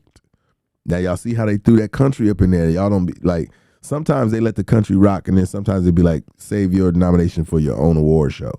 So between A, B, C, D, E, F, U by Sarah Davis, which was a huge record. Well, Tim's, we got to look. Tim's might be on the international part of this thing, and she doesn't have a body of work out there like that, King. So I don't see Tim's being a part of it yet. You have to have a body of work out there for the nomination.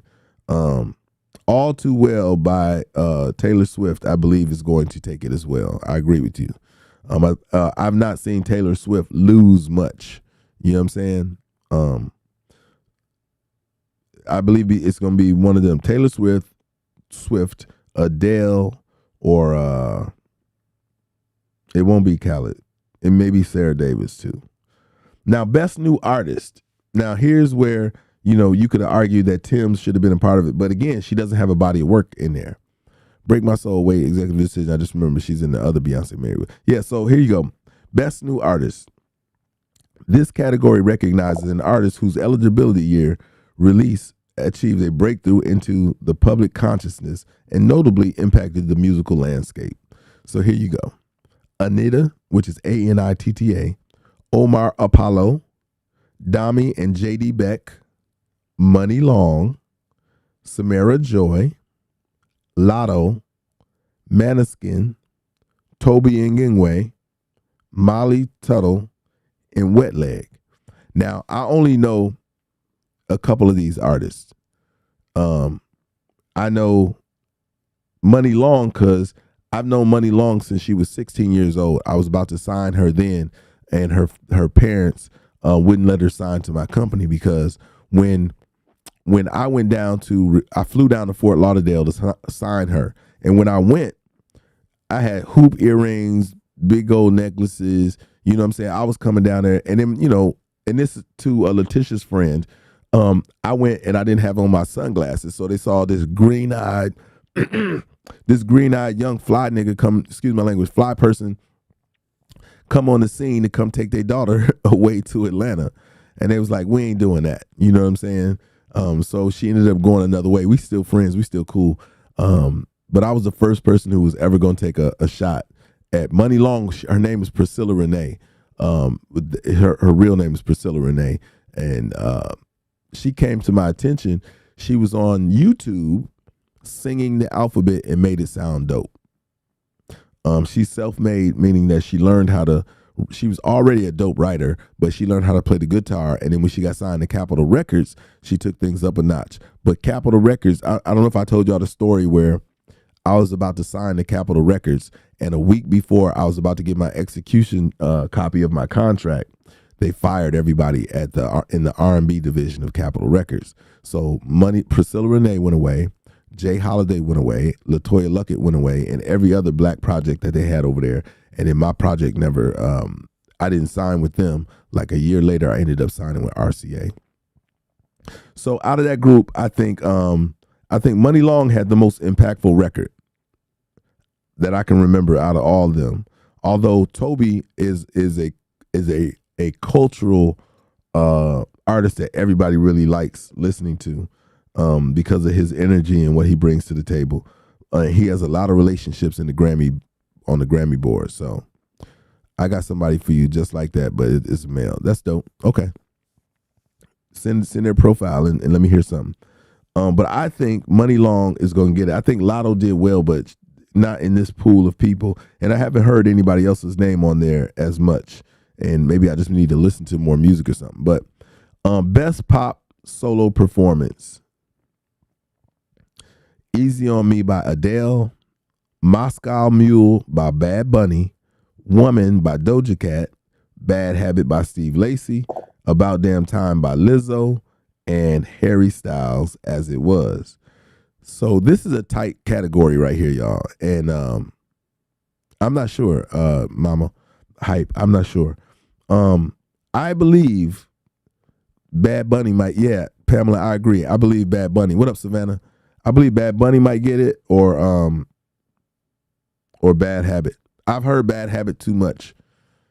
I've heard it way too much. I hear it everywhere. You know what I'm saying? Anytime I'm in the gym, I don't think Adele is gonna get it. But although Adele also had that super dope performance out in California at the amphitheater, if y'all remember, this is still part of that cycle. So it's hard to walk away. It's hard to deny Adele in any of these contests. What up, Brooklyn?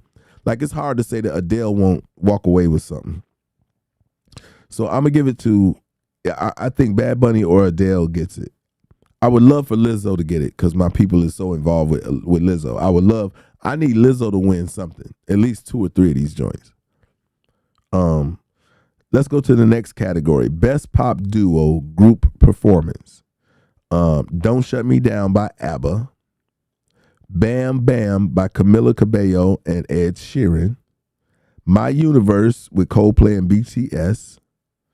I Like You, a happier song, by Post Malone and Doja Cat. And Unholy by Sam Smith and Kim Petras. Now, if y'all have not heard Unholy, but I know y'all have heard the Sam Smith record. It's crazy. And Sam is a former Grammy Award winner.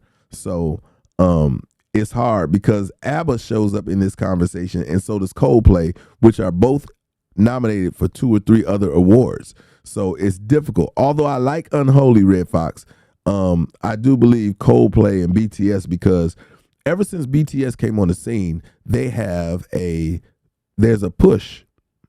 And the funny part is the director of the Grammy Awards, Harvey Mason Jr., is involved with a lot of activity with Asian artists. So I wouldn't put it past them to push them through on this and give them another look, because they are trying to exploit the Asian market.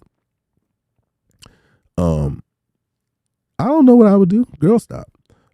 Best traditional pop vocal album. So for the last one, like I said, I went with Coldplay and BTS, but I'm not keeping ABBA and Unholy out of the mix. I believe those two have a shot.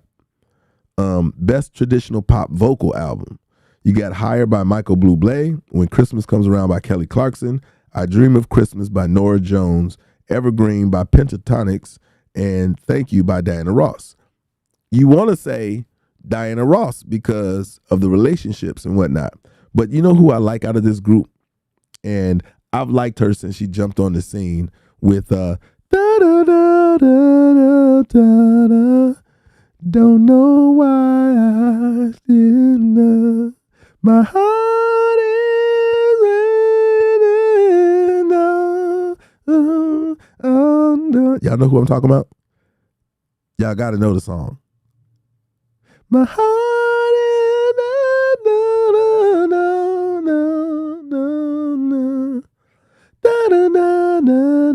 no. I don't know why he didn't go. Yeah. Listen, I can remember it. I'm going to tell y'all how I got on the Norah Jones. So I used to leave my TV on when I left my apartment many, many years ago. I used to leave my TV on. And one night I came in from clubbing, hanging out, and my TV was on and the Norah Jones record was on. And I was stuck. I walked in the house and I heard the record and I just sat down on my couch and I listened to the whole thing. I was like, wow. What up, Olivia? I was like, wow, who is this? And you, if y'all don't remember, they kind of played it up like she was a mixed girl. You know what I'm saying? So you didn't know what her ethnicity was. All you knew is, you loved her voice, she was cute, and her sound. You know what I'm saying? And that was what it was. I was just sitting there and I was like, I walked in, mind you, listen, this is from clubbing, kicking it. I was out with Usher and them and we was just out having a dope ass time. And I walk in and I hear it and it's like I was hypnotized. You know what I mean? Yeah, she's ethnically ambiguous. I went and sat down and I was like, yo, I love this record. And I went and bought the CD. And I was riding to it and people was looking at me like I was crazy. It was my favorite song off of her project. I don't remember any other songs that affected me like that, but that one put her on the map, like way on the map. Best pop vocal album. Now. This is best pop vocal album. What up, Ken Rock? We got Voyage by ABBA, 30 by Adele, Music of the Spears by Coldplay, Special by Lizzo, and Harry Styles. Best pop album, I think they're going to give it to Harry Styles because he's the young pop guy, but I would love to see Lizzo get it. So like how Snow Allegra. I don't see her yet, so let me go. I'm going to go past the dance electric. I'm going past the dance category. Although Beyonce is nominated, and so is Miguel and Diplo, David Guetta, her, and Kate Trinata. They got some dope, what's the names? And Best Dance Album, Beyonce's up for that, so she's gonna win that. Diplo's up for it too, so that's the one who's gonna challenge her.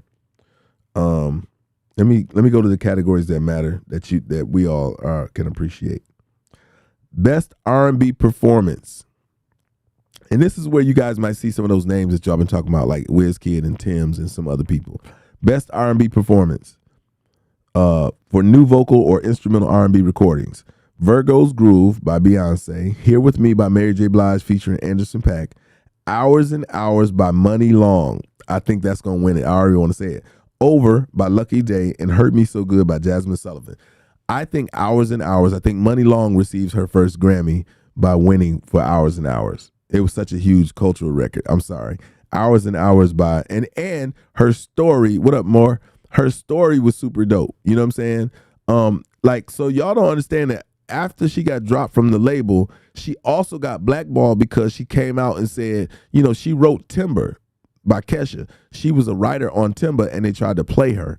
And she sued, and that gave a bad taste to a lot of people, and that's why she couldn't use her name Priscilla Renee anymore, and she had to use her name Money Long. So she's got an amazing story to go along with it. Best Traditional R&B Performance. Here you go. Who said Snow Allegra? There you go. Best Traditional R&B Performance. Do For Love by Snow Allegra. Keeps On Falling by Babyface featuring LMA. Plastic Off the Sofa by Beyonce.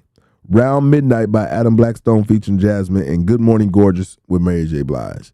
So in this category, I'm gonna give it up. I think that Plastic Off the Sofa is going to take it with Beyonce and then Snow Allegra in a close second and third. I truly believe Plastic Off the Sofa is going to take that. Next, Best R&B Song, a Songwriters Award. Now they just listen. They don't do a lot of songwriter awards, but here's one. She says I plead the fifth. Cuff It Cuff It by Beyonce. Good Morning Gorgeous by Mary J. Blige. Hours and Hours by Money Long. Hurt Me So Good by Jasmine Sullivan. And Please Don't Walk Away by P.J. Morton. How about that? Who do y'all got?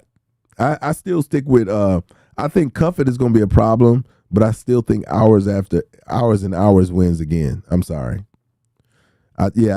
Felicia, I agree with you. I think Hours and Hours wins once again.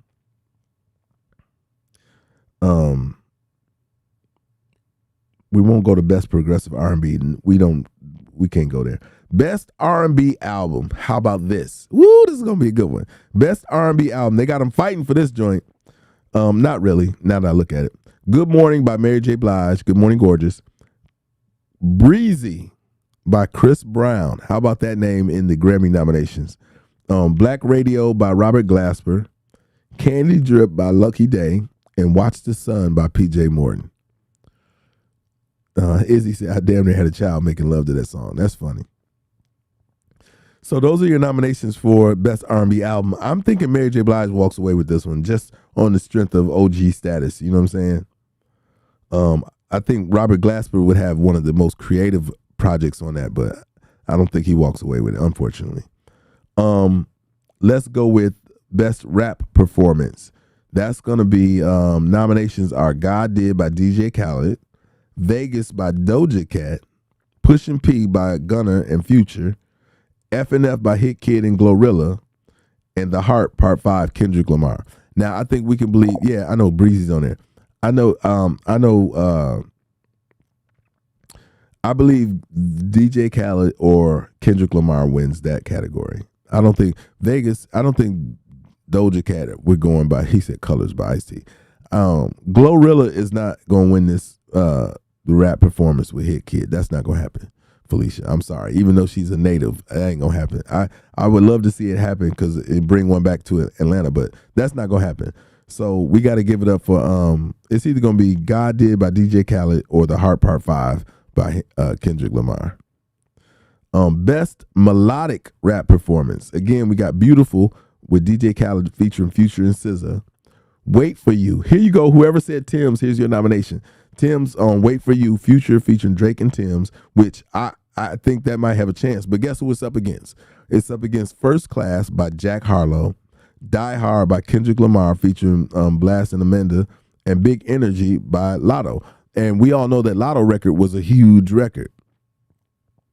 And just so y'all know, that big, where it's called Big D Energy, y'all do understand, I don't know if y'all knew this, but that terminology was coined by this girl on Clubhouse. She had a room that she would open up on Clubhouse where she would invite all the bad chicks that was on Clubhouse, like it was a bunch of baddies in there. And they would tell the rich dudes that was on Clubhouse to come to their room and tip them. And anytime a dude came in and tipped them, they would say, if you got that big dick energy, you know what I'm saying, come in and, show us that you got that big dick energy. And they would come and they would spend money. Yeah, Felicia, they would tip like crazy. Like I can promise you, I seen somebody make about $2,000-$3,000 in that room. These women were making upwards from $5,000 and $10,000. You got to remember that these people on Clubhouse, these dudes were got a lot of money. You know what I mean? Yeah, see, Felicia said she got $75 because they was just, they was doing that. I mean, there's people that are still on Clubhouse that she would say, if you got that big dick energy, to come on, to join the stage, and they would do it. And they do it privately, and they be trying to meet up with these girls and flying. There was one instance where one of these dudes, I think he had a Ferrari a Lamborghini, a couple Lamborghinis. He flew them out to California to come have a weekend with them. You know what I'm saying? Like, they was spending that bread. But that terminology, the first time I ever heard big dick energy was in that room. So anyway, I think she got a good chance. But First Class by Jack Harlow did really, really well for him. But I like Wait for You. I would love to see Wait for You win. I would love to see Wait for You win. Let's go to Best Rap Song. Best Rap Song, Churchill Downs with Jack Harlow featuring Drake. God did with DJ Khaled featuring Rick Ross, Lil Wayne, Jay-Z, John Legend, and Friday. The Heart Part is Kendrick Lamar. Pushin' P, Gunna and Future featuring Young Thug. And Wait For You, Future featuring Drake and Tim's. Now here's the challenge with the Tim's record, by the way, is that it's associated with Drake, who has synonymously discounted the Grammys. Now, if y'all don't think that makes a difference, we about to find out. We about to find out if dissing the Grammys,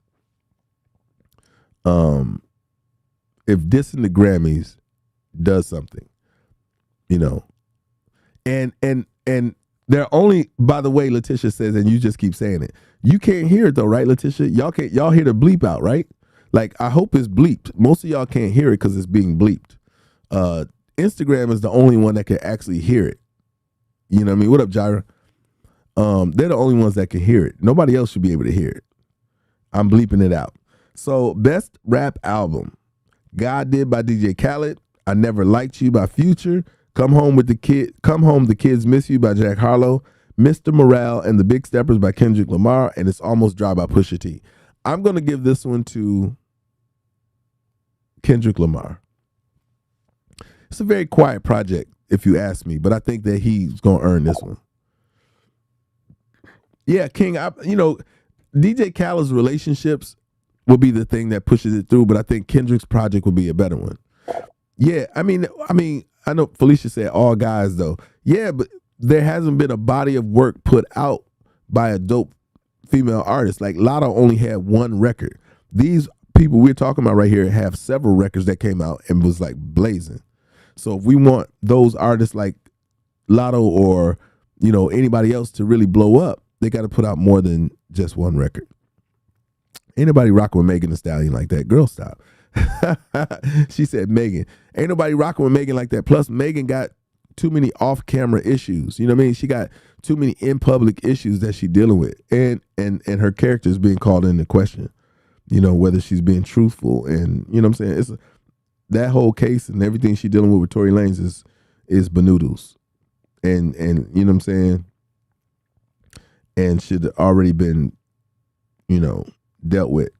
So on another note, I'm going to give y'all, on this reggae joint, you got The Calling by Kabaka Pyramid, Gifted by Coffee, Scorcher by Sean Paul, Third Time's a Charm by Protege, and Come Fly With Me by Shaggy. Now, I believe Shaggy or Sean Paul are going to take that because I haven't heard of anybody else. Best Global Music Performance, Udeho Na by Aruj Aftab and Anushka Shankar, Gimme Love by Matt B and Eddie Kenzo, Last by Burner Boy, Rock Dawani featuring Black Hero, Never Bow Down, and Batha by Wouter Kellerman, Zakes Benthwini, and Nom Simbi Zidkodi. I think Burner Boy runs away with that. I mean, and he's nominated for Best Global Music Album, which is Charette by Berkeley Indian Ensemble, Love Damani by Burner Boy, Angelique Kidjo and Ibrahim of Queen of Sheba, Between Us by Anushka, and Sakura by Masa Takumi. I think Burner Boy runs away with that, like, without even an issue. You know what I'm saying? Like, he's selling out stadiums. Like he's, you know what I'm saying? He's such a huge global artist. I'm sorry. We got Spoken Word. So a Best Audiobook Narration and Storytelling. Jamie Foxx is nominated with Act Like You Got Some Sense, All About Me by Mel Brooks, Aristotle and Dante by Lin-Manuel Miranda, Finding Me by Viola Davis, and Music is History by Questlove. How interesting is that? We don't even pay attention to those, but that's interesting, right? And I'm just naming some that I think will be interesting to y'all. The Best Comedy Album, Dave Chappelle, The Closer. We already, hands down. Comedy Monster, Jim Gaffigan, A Little Brains, A Little Talent, Randy Rainbow, Sorry by Louis C.K., and We All Scream, Patton Oswalt. Yeah, I think Dave Chappelle runs away with that one too. He's too big of an artist. Like his influence, if it's about influence, Dave Chappelle has all the influence. And the fact that he just did the SNL. If y'all have missed the SNL, y'all gotta go see his SNL. You have to go watch that 15 minutes of genius. If you have not seen it, y'all got to go watch it. It was amazing. Again, I'm skimming through these categories. Here's one that has been interesting. that has come to the table.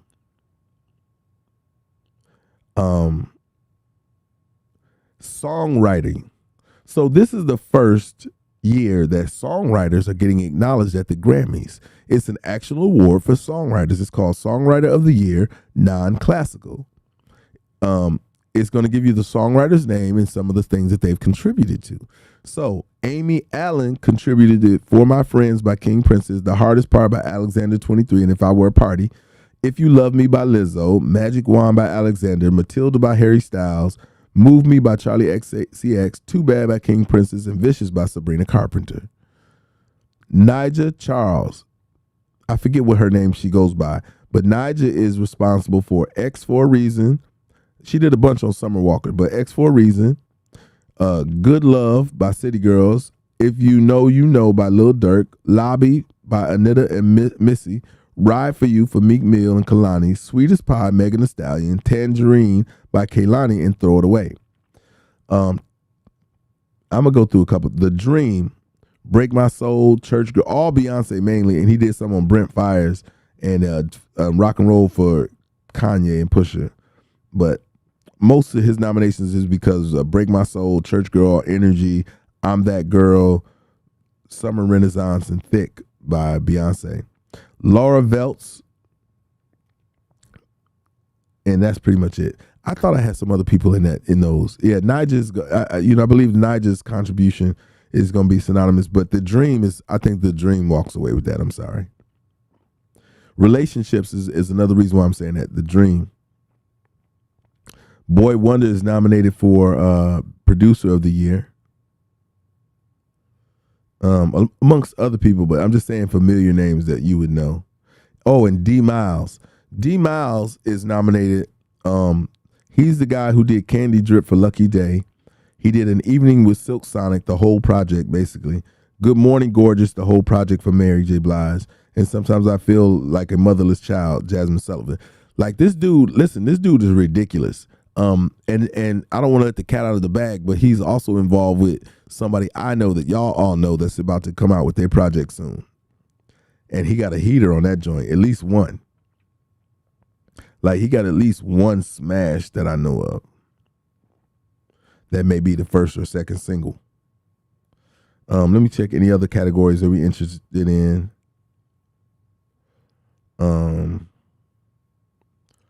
We're almost to the end.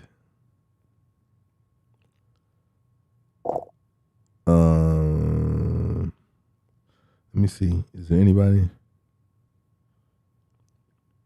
Billie Eilish is nominated for Best Music Film. So she got Live at the O2 in United Kingdom. She's nominated against Adele for her One Night Only joint that I spoke to y'all about earlier.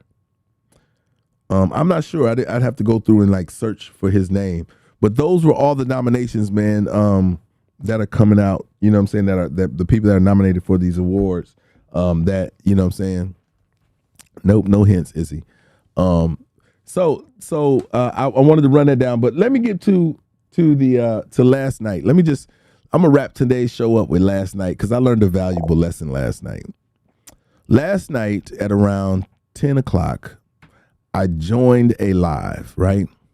And I had not joined this live for several days, and this is on TikTok. I joined this live, and I really didn't hang out in there much because I felt unprotected in this live at one point. What I mean by that is this. There's a live on on TikTok where they do comedy and they do a section of, they have different games, comedic games, and then they do something where they roast people. And, I'm pretty fast on my feet. I'm pretty witty. You know what I'm saying? What up, Mia? I'm pretty fast. Yeah, I wish James Fauntleroy would drop one too. Everybody does, but that ain't gonna happen. But I joined this live and I had not been on there because I hadn't felt protected. And the reason being is this. There was I was on there the last time I had been on prior to last night. I was funny as I don't know what. Like, there's a comedic side to me that I love to exploit. And I have an opportunity to do that when I went live in his room. So I was ridiculously funny. And when I tell y'all funny, I mean I was ridiculously funny. Like, I was on one. I was blazing everybody, and everybody recognized it. Everybody was saying I was the funniest throughout the whole night. Until there was a portion, because here's the thing: when you're on that stage and you're roasting the people that you can see that are all on camera, people in the audience they're typing and they're roasting you. So I would read the comments where people are saying stuff about me and they're going in. When I tell you, when they decide to talk about you, they pick you and they just talk about you all night. They come up with all these jokes just about you, and I'm okay with that. No, I didn't have I didn't have the sound effects going. It depends. Sometimes I use it, sometimes I don't. So, I most certainly did use it that night, and I was killing them. So, in that, you know what I'm saying? What up, Demandi? I'm doing the thing. I'm confident. I'm like, this is one of my funniest nights, and I wanted to reciprocate the energy from some of the dudes that was in the audience that was jaw jacking, that was talking junk, and there was a couple chicks in there too, and so. I had already went to their profiles, because that's just what you do when people talk about you. You go do a background check. So I went and did the background check on these dudes, and I suggested to the host, I was like, you know what? We should do a segment, at least at the end of the show, where we get to go and we get to kind of flex on the audience, because the audience thinks that they're safe. Now, one of the dopest things about a live comedic stand-up performance is if you heckle the man with the mic, you can get ripped apart. That's one of the dopest. That's one of the funnest parts to me is let a heckler try to heckle me if I was on stage. I'm coming for you, and I'm not gonna let go until you learn your lesson to don't talk about the man with the mic, because the man with the mic got more power. He got more juice. You know what I'm saying? Everybody can hear me, and just about nobody can hear you. So don't argue with the man on the mic. And I was so like trying to bring that culture to the stage. I was like, listen. I hate the fact that these people feel protected, that they can't be touched. So he was like, yeah, go at it. And so I was blazing the audience. It was funny too, because I had looked at their profiles and I just had all the info on these people that they thought I didn't have on their imaging, some of the posts that they had put up, all kind of stuff, because I do my research. Y'all know me. I was killing it. So then he at the end of the thing, he says, let's do a contest where, we're going to determine who gets to stay up by how often or how much the audience, gifts you. So whoever gets the lowest amount of gifts is going to get dropped. And so, of course, because I had just, quote unquote, attacked the audience, they was all, you know what I'm saying? They was hating on me big time. And I didn't think, in my mind, I'm like, hating is one thing, but the integrity of the live has to be protected. Meaning, yeah, y'all can hate on me, but y'all know I was the funniest one here, so y'all got to figure it out. And if you don't figure it out, at least I believe the host is responsible for doing that, keeping the integrity of the show 1,000. Didn't happen. So they didn't vote, they didn't gift me up or whatever, and I ended up getting sent down. And I was sent back to the audience, and I was like, that's cool. But the host at that point, for the integrity of his live, is supposed to say, nah, man, he was the funniest dude here. Boom, I'm going to bring him back up. And he didn't do that. You know what I'm saying? He didn't do that. Izzy is Cortez, stand-up Cortez or something like that. I have to look it up and I'll tell you. But he didn't bring me back up, and I felt unprotected, and I felt like he was dissing his own platform. You don't let the audience control the narrative when it's not based off of fact, or it's not based off of the integrity or what happened in the live. Like I told y'all, these people was grabbing their stomachs and their backs. They had tears coming down their face, because I was going in. Like when I went, I was lighting it up, like back to back to back to back. I might have went for like 3 to 5 minutes just going in on these people, and the jokes was extending themselves. You know what I'm saying? Like a good joke has a million pieces to it if you can find them. Like it's a whole string of stuff that was one of my qualities when I did stand up. That was one of my qualities that was really dope. It's like I knew how to take a joke further than most comedians, because a lot of comedians that say something, it'll be funny, you get a laugh, they give you one more joke to go along with it, and then they move on to something else. Not me, I milked that whole thing out. So when that didn't happen, I was like, yo, I'm not coming back here and contributing when there's no control and no integrity on this. I don't feel protected. If I'm the funniest person on your stage, there's no way you should let the audience decide that. Yes, Letitia said, yes, I waited and logged off after you left. I noticed that the sum of the comments were crucial. Yeah. I have to move myself away from there when people don't protect the whole thing, because your brand or your value, it drops when you're not in a protected space. You know what I'm saying? Yep, the same ones that praised you was the same ones that was tearing you down. So, against my better judgment, I went in the live yesterday. No intent to go on stage, no intent to go up. And of course, I know if I'm in the space, they're going to ask me to come up. And I didn't have to accept, so I take full responsibility. But he hit me and was like, yo, you coming up? Or he sent the thing. He didn't ask me. He sent the little thing, and I pressed the button. And there was some new people on there, whatever. But this is my first time going back on his stage in about 5 or 6 days. And then I'm doing my thing, and I'm funny. Of course, last night, I hadn't been on in a while. The votes went against me, and I was cool with that because I kind of understood. It was like, yo, I ain't been on in a minute, and I know how these folks can be fickle. And so shortly after that, I'm hanging out in the audience. I'm actually doing something on my phone, and I receive a notice from TikTok that says that I'm banned from being a guest on anybody's live. Now, at first, I don't know what I was thinking or if I read it right, because I thought it said I was banned from going live. And that was that part hit me like, no. In my mind, I'm like, no, I didn't sacrifice my, coming on in the morning in this podcast for the sake of being a part of this comedy thing. That was what I first thought. So immediately, if you guys were up last night, immediately, it's probably about 12:30 a.m., maybe 12 o'clock, 12:15, something like that. Immediately, I log on to mine. I sign up to go live, and then I saw that thing come up again. It says, you're banned from going live until November 24th as a guest. And then I hit the button, and then this went up. Then and then my live came up, and I was like, relief. Because I think that was God's way of saying, just stay the course. You don't need to go to these other rooms where you're unprotected. You can't put yourself in a place where you're going to risk what you've built.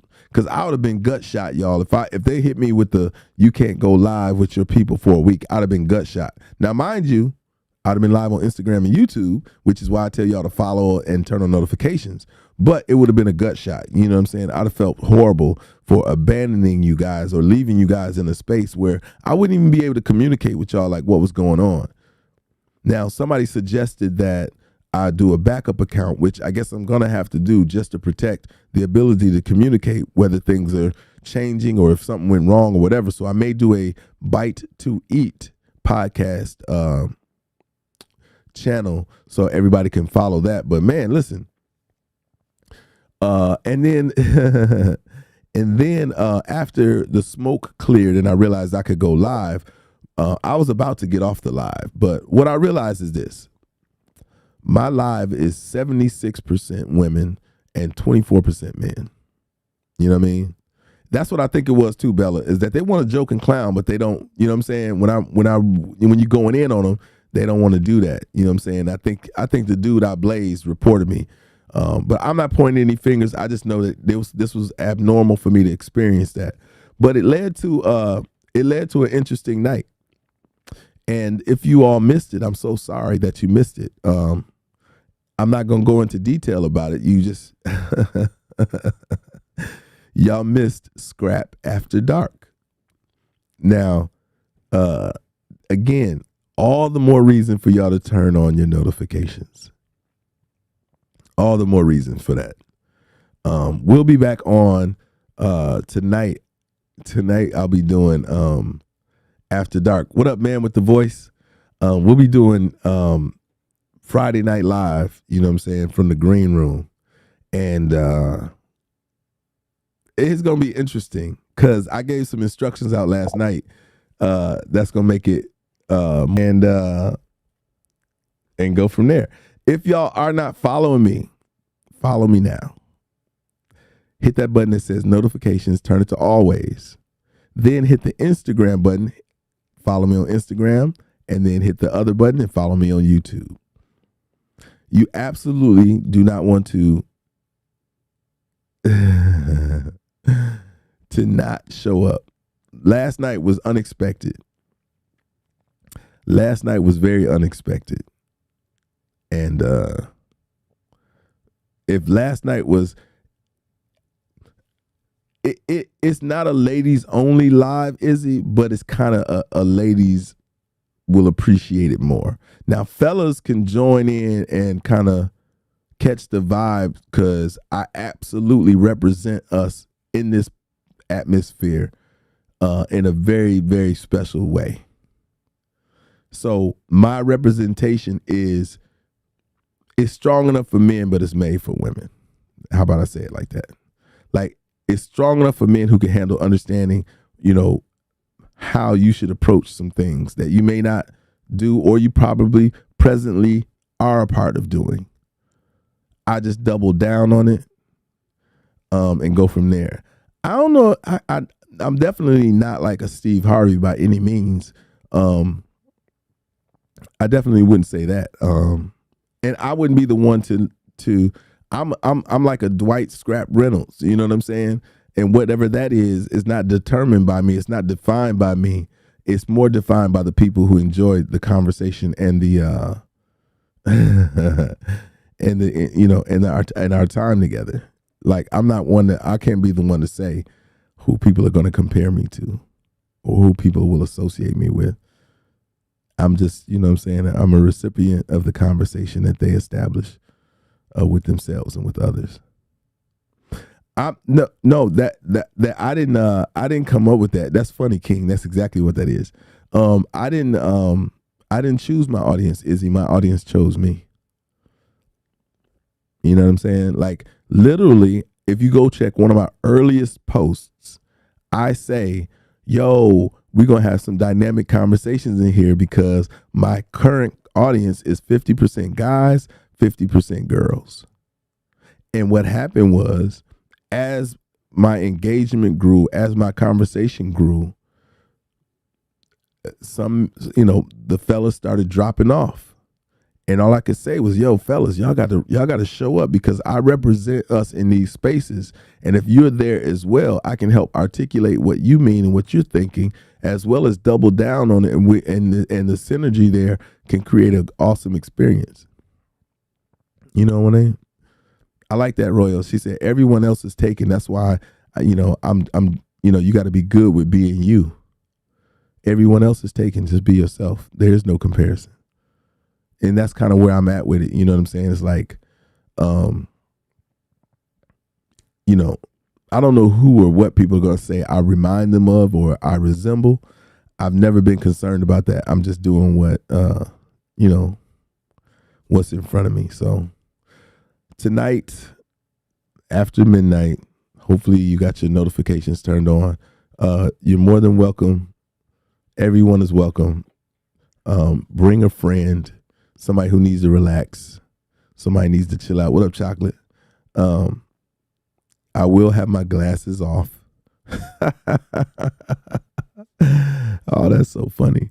But we'll have a conversation that should, help round out your day. It's a Friday. It's the weekend. It's going to be a great start. It's the anniversary weekend.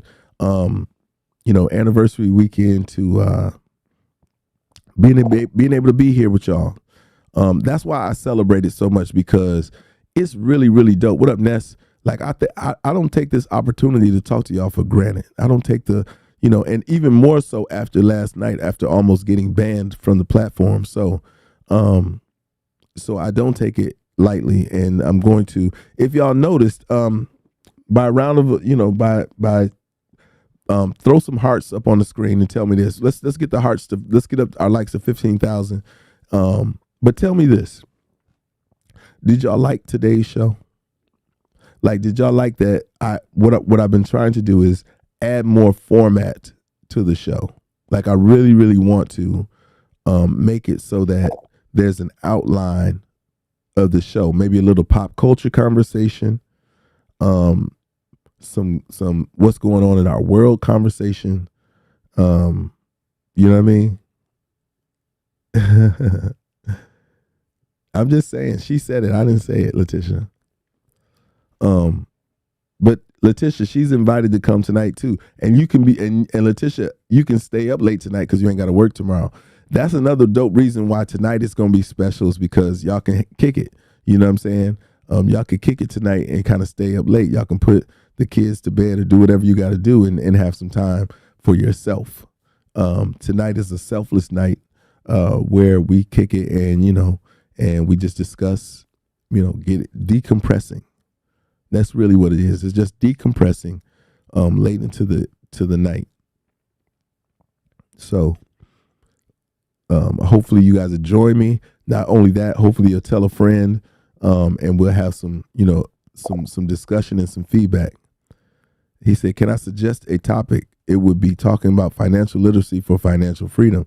Izzy, absolutely. Not for tonight though. But let's write that down. Financial literacy. I got to write that better.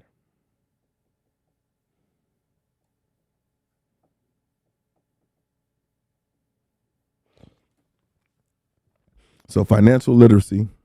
That's a conversation we definitely need to have. Monday or Tuesday would be a good day to have that. Definitely good vibes today, King. That's what's up. Did y'all enjoy today's show, y'all? Give yourselves a round of applause for being here.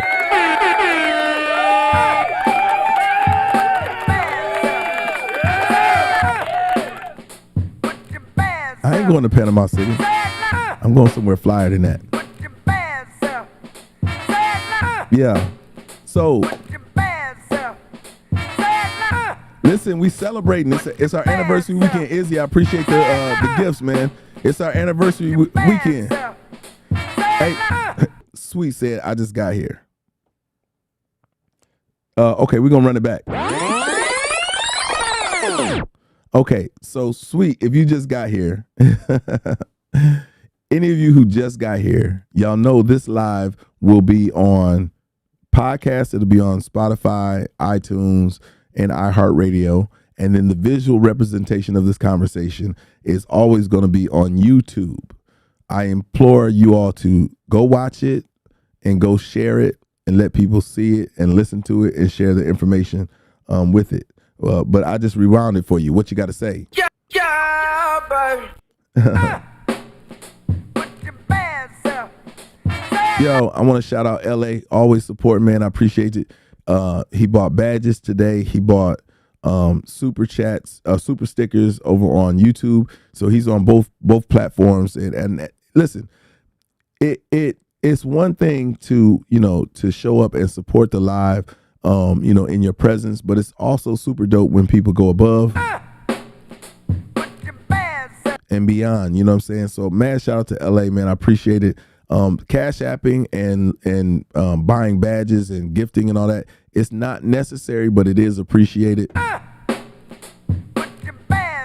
It's a time value thing, you know what I'm saying? It shows that you value my time above and beyond the metrics that these applications put out there for us. And it goes a long way, so I want to say thanks. I appreciate it. You are seen. And it means something and it goes a long way. So thank y'all in advance, man. Especially on this anniversary weekend. Hey. So listen, we're going to have fun tonight. I want y'all to be in the spirit of giving. Give me your time, give me your ear, lend me your mind.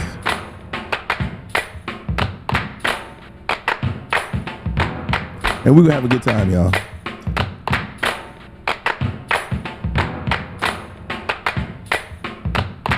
Hey.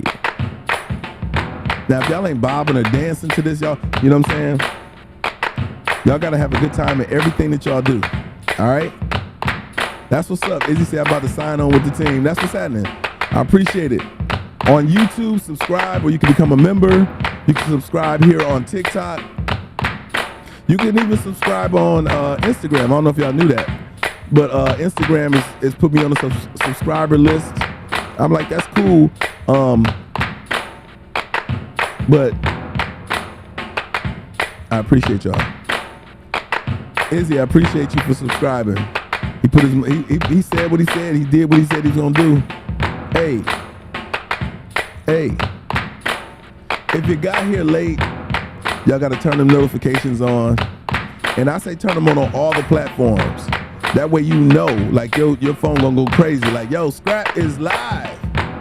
We gotta join. Hey, if you're not subscribed on YouTube, do so now. It is 11:17 here in Atlanta, Georgia. We've been on for 2 hours and 15 minutes. I think we did it. I think we did it today. So I'm going to ask y'all, if y'all get an opportunity on my Instagram page, just DM me and let me know if y'all like the format of the show today. Like the way we spaced out the conversation, we got a chance to talk about some local things, some global things, some pop culture things. I want to know, what I'm saying, if y'all like that format. Because I'm actually, so even though we go live now at 9, I'm actually going to start getting up a little bit earlier, if not staying up tonight and taking some of my time and actually putting together a format for how we communicate with one another. I just think it's so important now that we know that we're going to go through some different conversations. I already give you guys like really dope subjects and topics that we can dive into. And we'll get into those even more pronounced. And there'll be some shows that will have that format where we start with the topic and we just run it. But what I had fun doing was actually going through and gaining that knowledge and that information that I shared with y'all today about, those concert ticket prices and the concerts that are going on in this area. Even when I talk about the weather, man, when I hear y'all tell me what the weather is, it gives me a global perspective of what you may be facing or dealing, just in that sense.